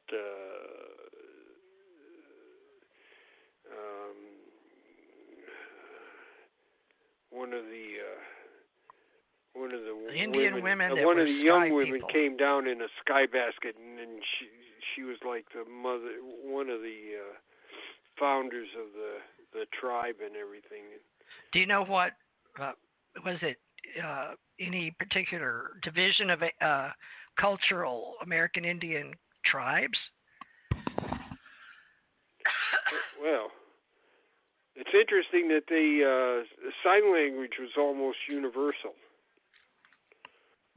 Everybody, is that why they couldn't maybe understand each other's languages, but everybody almost understood sign language. Well, that's how we start everybody in the world when we come from space and come down to the planet, and they're not carbon-based. What are they? No, they are carbon-based units when they're not silicone-based, right, or mixture, because we're just now in the 20th century. Is this 21st century? This is 20.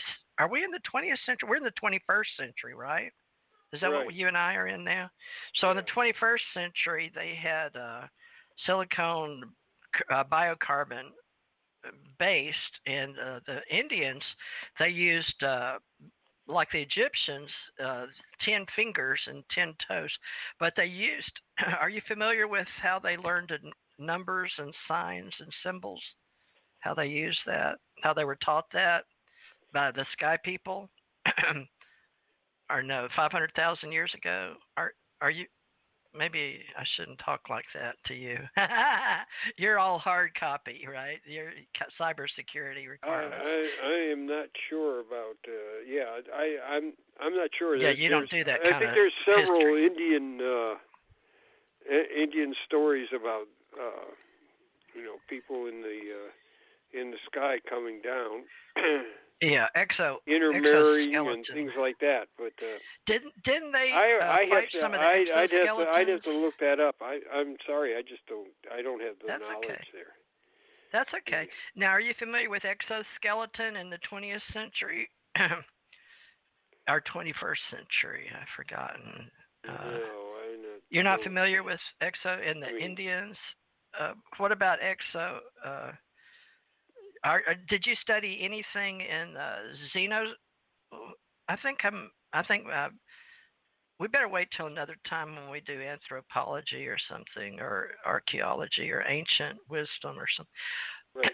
Or maybe future. Do you do any future intelligence? Do you work in AI at all? Are you up on UFO AI or only the history of getting it from 47? No, I'm not. I am interested in. I'm interested in. I like the way the Canadians talk about these people. They call them First Nations. I think that's a real respectful thing to do. Okay, what do you want to do a next time on First Nation? What is that? You mean American Indians or extraterrestrials? Yeah, or Canadian or whatever. But the Canadians, that's what they call them, First Nations.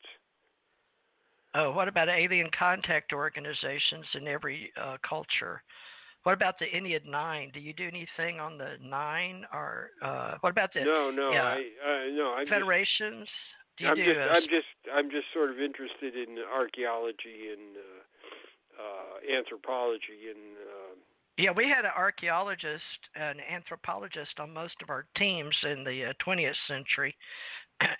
Did you work with any of those in teams over in Germany during World War II? No, I didn't work. Well, I wasn't around in World War II, but but you know history. What is it, Trier? I took a course in Trier. I took a college course by. Explain that, Trier. Trier is a famous city in Germany. It was run by a bishop, as a matter of fact, and he did a lot of things that were, or the bishops did things that were more like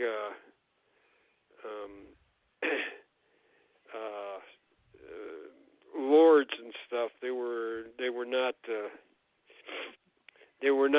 very ecclesiastical. Let's put it that way. What is Trier, Germany?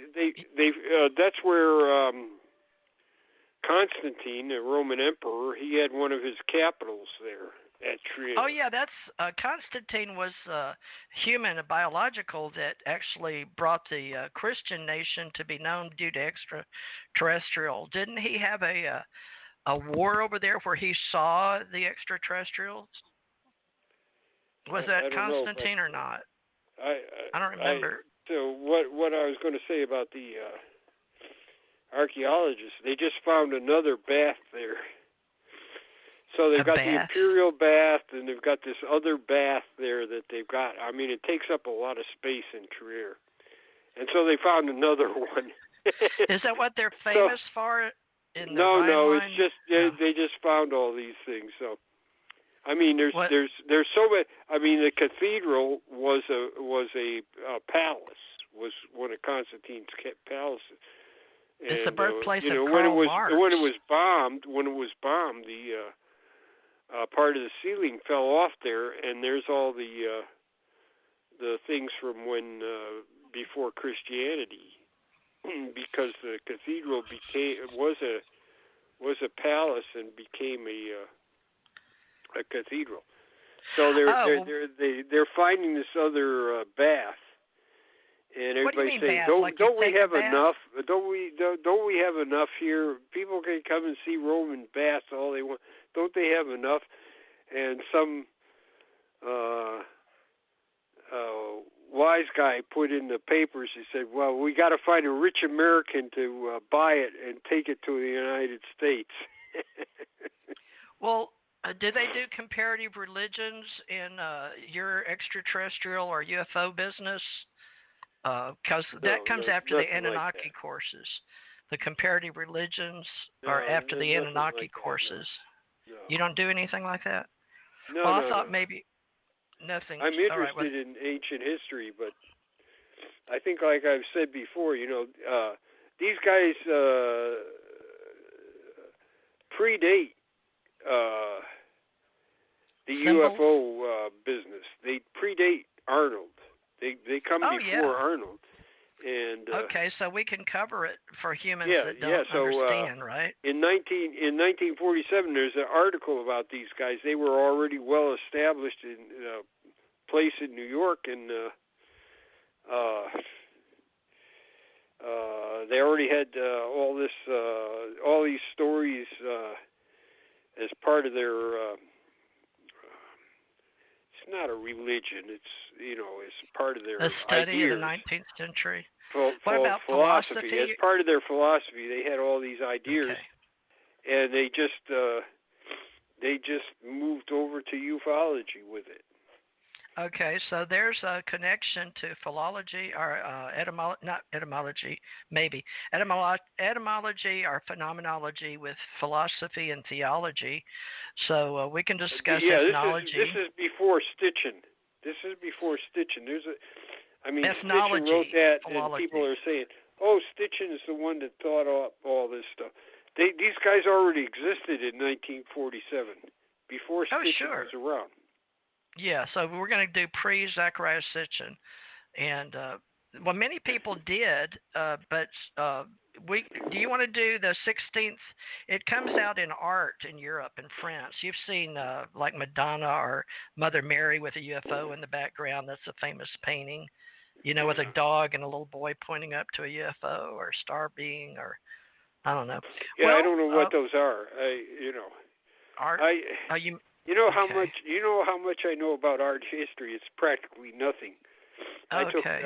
I took several courses in art history when I was over in Europe. But Yeah. Did you go to the famous museums over there, the Louvre? Sure. Yeah, I went to Spain, the Prado and. Which one's in Spain? We went to the Uffizi in Florence, and not only did we do just art, we did, like music. Yeah, I did museums. Music, art. Ferrara and Venice, medieval music, Renaissance music. So. Well, nature religion changed ethically, so we can discuss that in the communities because we have our own Ascension Center organization that covers comparative religion and ethical communities and art, culture, education, science, technology, engineering, and folk life, historically speaking. We have thinkers and people with morals and ethics that do like philosophy, and they understand. We're moving into consciousness and the development of not only the 5 basics, or mostly right now on the planet, they only do beta, alpha, theta, delta, the 4 that you can see with exo neuroscience, and they use EEGs, electroencephalograms, but we're going to go into the higher extraterrestrial. Once you get past beta, alpha, theta, delta, gamma, 5, right, gamma, which you probably know about, then we're going to go ahead and start training people in AI interdimensionally with, beta, alpha, theta, delta, gamma. Then there's sigma, Tau for the 7. And so we're going to go to 10 like we did with Geronimo and all the Indian, teach them 10 dimensions. So that's all coming forward in the future in AI, but they call that future exocortex training. And if you're not familiar with it, folks, you can look at, let's see, exocortex. Some science fiction is picking it up already, but we're picking it up from the A theory of everything, or Akashic field, Irvin Laszlo. I don't know. I'm trying to think of who handles the cosmic connection besides me. I used to work with Irvin Laszlo years and years ago in this reality, in this dimension, in this biological container. So if you're eligible for single scope background investigations, SBI, in the past, or if you've been in investigations, we welcome you. And there's special intelligence, and we have the stellar wind that some people have code names for that. And some people study astronomy and alienology in cosmology. So that program was started by President George W. Bush after 9/11 attacks. And then we have NSIL information, and that's special intelligence. So probably it's related to signal intelligence. But we are going to be getting into space wars and space trash.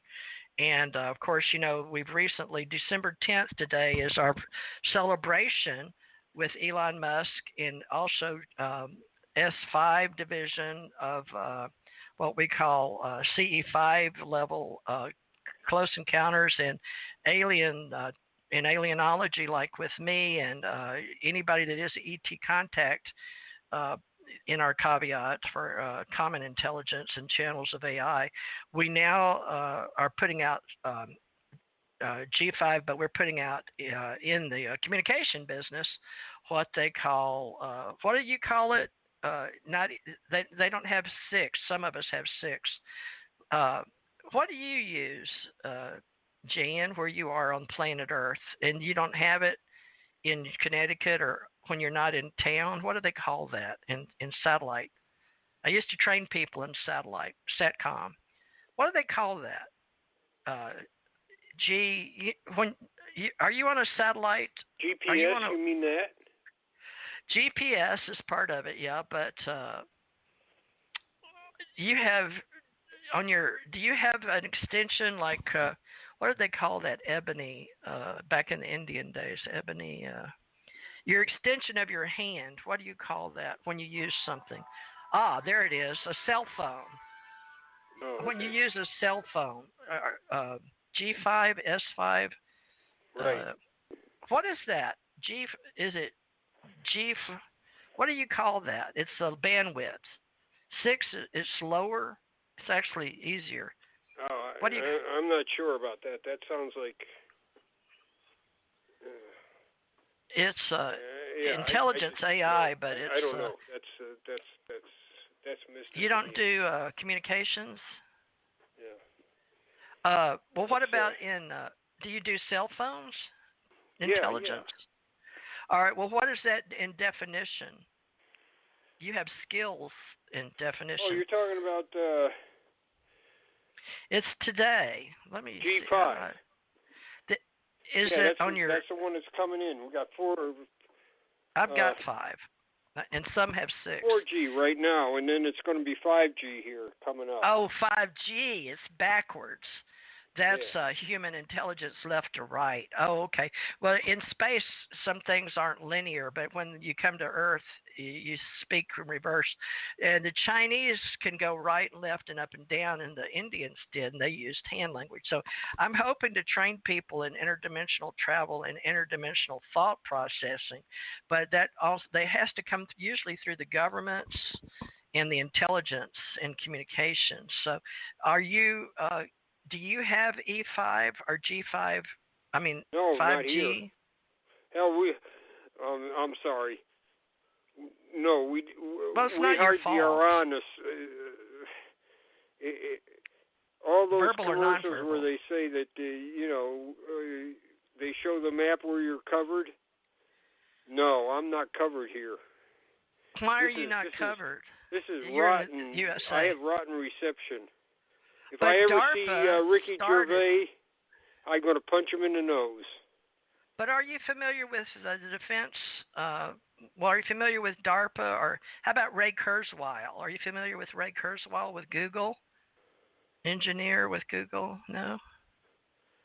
Anyway, all right. Well, UFO intelligence will deal with AI and teaching people how to communicate interdimensionally. In your Trier, Germany, you didn't have that in your border, like you just said, maps in your location. They didn't teach you in Germany? No. Well, Karl Marx was the birthplace of Trier, Germany. So location and maps. Are you familiar with maps? Yeah, sure. Right. Okay, so you are a map reader? Of course. Oh, good. If you're in the military, you got to be a map reader. Yeah, map reading definition. Yeah, but well, I think you're talking about some mystical connections here, right? No, I'm not that kind real. of a map reader. No, it's real. They just put it up in. That's your interface, your interpretation.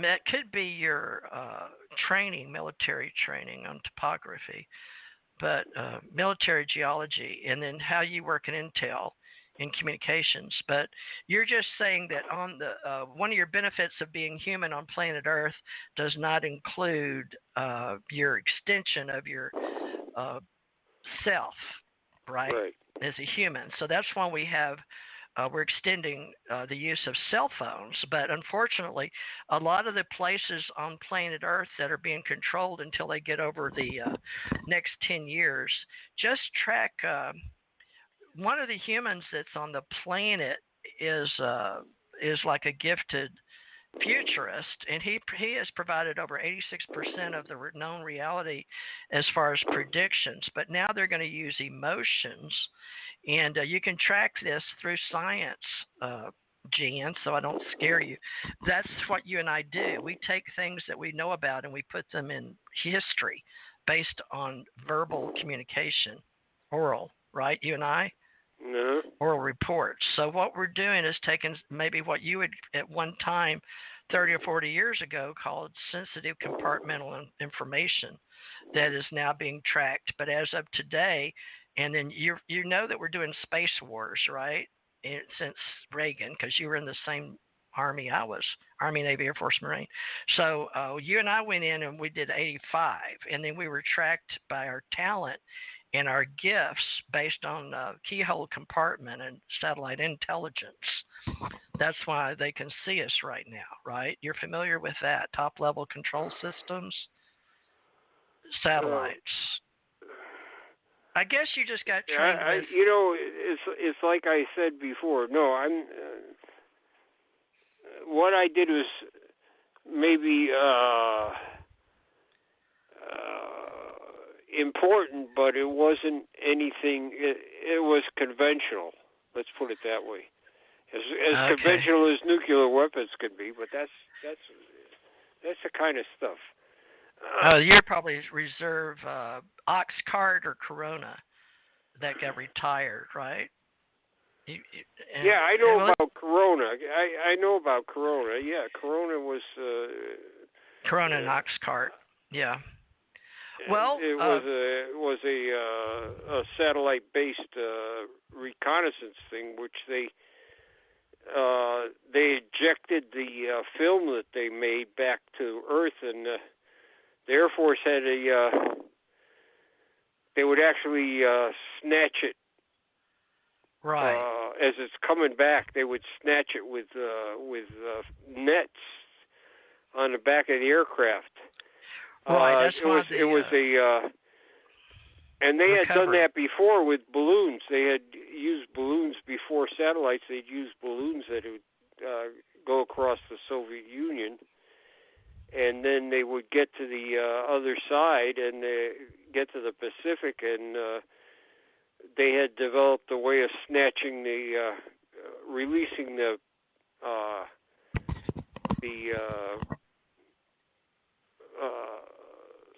capsule and snatching it up while it's in the air. That's the KH-4B. Yeah. But that's Corona satellite. But now under Discover, that was still under your time. You're doing historically in reconnaissance and protection under the U.S. Air Force in '56. So that's RAND Corporation, and we have Lockheed's Covert Advanced Projects, and that was in Menlo, California. Now, anyway, we can discuss. Are you or Barry Greenwood? Are we going to work together in intelligence when we come to satellites? Because I'm very much interested in assisting humanology with prior intelligence in history. So you did do Corona. Yeah, first of all, Corona and those things were all, I was in the Army. That's Air Force stuff. Oh. Yeah, so. See, I crossed over joint training, so that's the only difference. When I was getting ready to get out, about the time Barentine was rotating back to the United States, they asked us if we wanted to go to these briefings. And I said, you know what, I'm just about through here. I said, I don't need to know any more of this stuff. Yeah. And that's the way he felt too. We said, we're getting out. Well, you're probably trained in Corona imaging, which was the Pentagon in 1967 when I came in. Yeah, well, Corona is, like I said, I was in the Army, so I didn't get trained in anything like that. That's overhead. I did. Yeah, that's Air Force. Oh, you're right. I was at Lowry Air Force Base.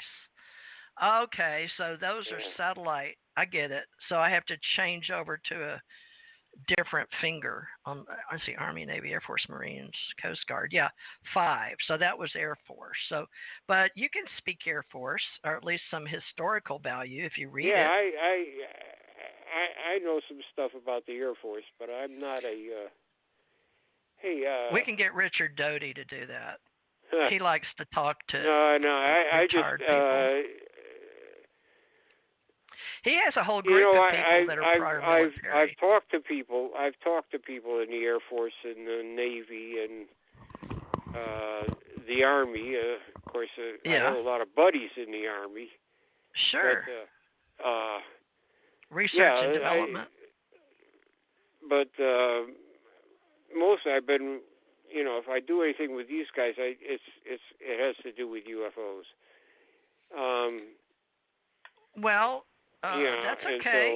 So everybody, you don't work with a group of us in joint had a meeting and decided we could let they asked me to go public and I wouldn't do it because I was still an investigator undercover, but they gave it to Dr. Stephen Greer at my recommendation back in the day in the 80s, back when I was in. But Dr. Stephen Greer used to do a good job, but now he's getting a little hunky-dory. I don't know what you call it. To Eastern? I don't know. Do you know who he is? Yeah, I know who Greer is, yeah. All right. Well, he does fall over into our ufology and alienology in UFO Association, but he has his own Center for Study of Extraterrestrial Intelligence. But he's going off on. But is that still around, or did he close that? And now he's doing other stuff. I don't know. He did a movie. He went to educational entertainment, but all of us are because of YouTube and Google.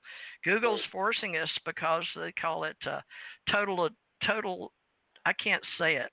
The Ray Kurzweil explains that we have the good stuff and the bad stuff. Like when we had the atom bomb, we could use it for good or bad, but we brought it out. But he's considered an American ufologist in Wikipedia. He was born June 28, 1955 in Charlotte, North Carolina. He's married and has kids. But his movie was called Sirius, and then the one that's on YouTube now, free, I think, is Unacknowledged. But it is on Netflix, I think.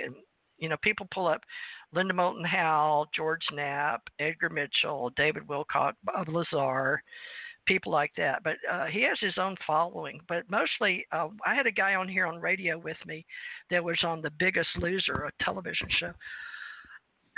but he went to one of Stephen Greer's things where they go out and use music and do sky watches and call in people, they say, whether they are or not. And you have high-powered flashlights, yeah. Well, they use also, I don't know if his group does, but a lot of the UFO groups use the red, what do we call that? I forgot it now. All of a sudden I'm lost. You know, the binoculars with infrared radar equipment, infrared binoculars, I guess. But anyway, I guess we should go now. So we will study the importance of the study of comparative religions for how it deals with alienology and spirituality, but also the future of AI, because it's been accepted into humanity, and how we do hierology. And, you know, we base a lot of our heroes, Superman, Spider-Man, but mainly Superman, Star Wars, Star Trek, the Ennead 9 with the Stargate, Project Stargate. And so now I will be helping people as I can. But, you know, ace folk life is not all bad, because everything started out as myth or legend or religion at some point. And I don't know that all the CE5 is towards the blending, like it's sort of their own thing. But I have Teresa J. Morris Ministries, but my thing is just observer and just let everything fall into where it needs to go. So you're covering historic events based on your collections, hard copy, and you relate very well to CSI, NICAP, FBI, CIA, and QFOs. Is there any other group with UFO files that you can think of? Bruce Maccabee was NICAP, right? But he went to the CIA building and taught classes or did some event. What do they call that? He did some talking there. They asked him to do a briefing. Briefing, there you go. Yeah. So, now, you worked with Dr. Bruce Maccabee, right? No, we know each other, that's all. Oh, okay. Well, just like you and I have never met, but did you meet him? Did you meet Dr. Bruce? Yes, yeah. I went to a couple of FU4 meetings. One, he's an accomplished musician, so he played there. So... I didn't know that. There's a lot I don't know about him. I love him as a human, and I love his voice, and I like his wife Jan. And Jan and he met at one of those events or something, and then they got married, and they live in Ohio. But he's one of our founding fathers. First it was Stanton Friedman, J. Allen Hynek, Stanton Friedman, Don Berliner, Berlitz, Charles Berlitz, and then Dr. Bruce Maccabee came in with the era of CIA, but he was instrumental. And see, where I live here in Gulf Breeze, he told me this on one of these radio stations right here. You can go back and listen to it on the TJ Mars ET radio, Dr. Bruce Maccabee. And he talked about his Gulf Breeze affiliation and doing the investigation. And he did the Billy Meyer investigation. So those are two important ones. Now, there was Gulf Breeze sightings, which I've had here too. But the gentleman that lived here, they found in the he had, just like this other guy we were talking about earlier, when they try to prove things and they go in and they're trying to prove it to people, they may make a replica. And apparently they found one and decided he was all debunked. So, folks, we don't throw the baby out with the bathwater. And Jan and I are just going to try to share as much history as we can remember in a real sense without losing you too quickly. But study the past, study the future, and find your way, your own path. We are the authors of our own life story. And Jan's going to keep sharing his. Now, Jan, you did write down Geronimo and maybe some Indian lore with this lady in the basket. So that's where we can start. Yeah, I'll see if I can find something about her. Okay, and what was the other it's part? kind of, it's a really... folklore thing? Yeah, it's a real sweet story, though, too. Well, we're here about ace folk life. You don't have to put everything, this is hardcore UFOs because we have a piece of it, like they sent me to look for, meet, what was his name in Louisiana? Oh shoot! I just had Calvin Parker, Mississippi. What was his name? He's one of the oldest names in the business. Oh, Jesse Marcel. Yeah, Yeah. Jesse Marcel had me meet the original Jesse Marcel, and then they started me out as a real young person, but they sabotaged me in the 70s by putting me at Balboa Hospital, claiming I was a corpsman, hospital corpsman, under my social security number, but I won't call that out. But anyway, that was a way to put me in the system, even though I was working intelligence and working through ACIR at NASA. Chris Kraft, right? They got my clearance papers there. It's a very complicated story, but somebody like you could remember, Jan, because you know how we would get not just hip pocket orders, which we didn't classify in the vaults, but they always would put you out on, they called them orders. What do they call them? Temporary duty orders? TD, TID or TAD? Temporary duty. TDY. Remember TDY? It didn't make sense. I did a lot of TDY. The hip pocket orders, all the civilians working at right field, they all had, if there was emergency or a war or something, they all had hip pocket orders. Day Armin and I had hip pocket orders. That's the kind of stuff I was assigned. So TDY, and my husband was TDI.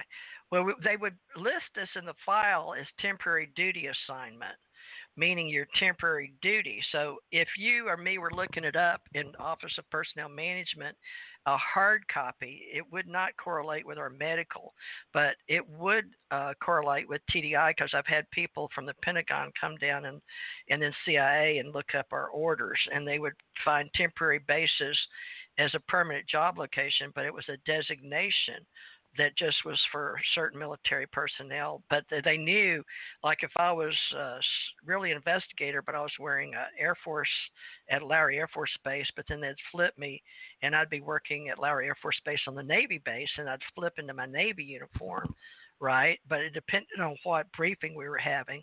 But they would call it TDY. But then I got assigned again over to Hospital Corpsman. This is dumb. That's why I was asking you if you remembered Aldrich Ames. That was all during Aldrich Ames years. I remember Aldrich Ames, sure. Isn't it funny your name's Aldrich? Yeah, right. Well, name. No relation, let me tell you. Okay, good. So, well, we should go, but also look up. Yeah. Intelligence-wise, I'd like you to tell that Aldrich Ames story, and I'd like you to tell the Geronimo and the Army and Fort Sill. So we may get into a little bit of how cross-cultures happen, because even though we're talking about our UFO people, we talk about Navy, Army, Air Force, Marine, and then history. And then a lot of people love the Army, and they also love the Navy and Air Force, but they like the Indian stories. And I've never done any intelligence work or historical documentation of Geronimo and the Indians going cross-country in trains. So there's some train stories. Remember, like Big Bang Theory, the nerds, you and Barry and me. I'm a Big Bang Theory. I'm the girl. I would be his girlfriend that wears the nerdy glasses. I'm the neuro. I like anything to do with the brain, neocortex, and communications. Well, we went over again, as we usually do. I can't believe we did that, but they hadn't cut us off, so I guess I'll have to. Well, I thought I heard music in the background, but I guess you missed it. They play that music and say thanks for joining in. Yeah, so hopefully we're still on. All right. Well, we'll find out, because it'll go on. You can pick us up, folks, at Spreaker, iHeart, Stitcher, iTunes, which is now Apple, Spotify. I've got a whole big, huge following on Spotify now.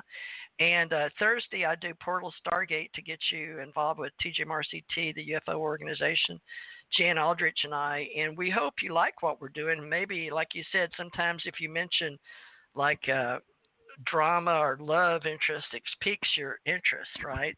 So we may do a little bit more of that, because it gets real boring hearing our history that we like. But we're trying to get people to remember historically we were really out there before 47, And there's a history out there way before to Constantine, prior to Germany and Karl Marx and future. So we'll mix AI in the 20th century in 2020.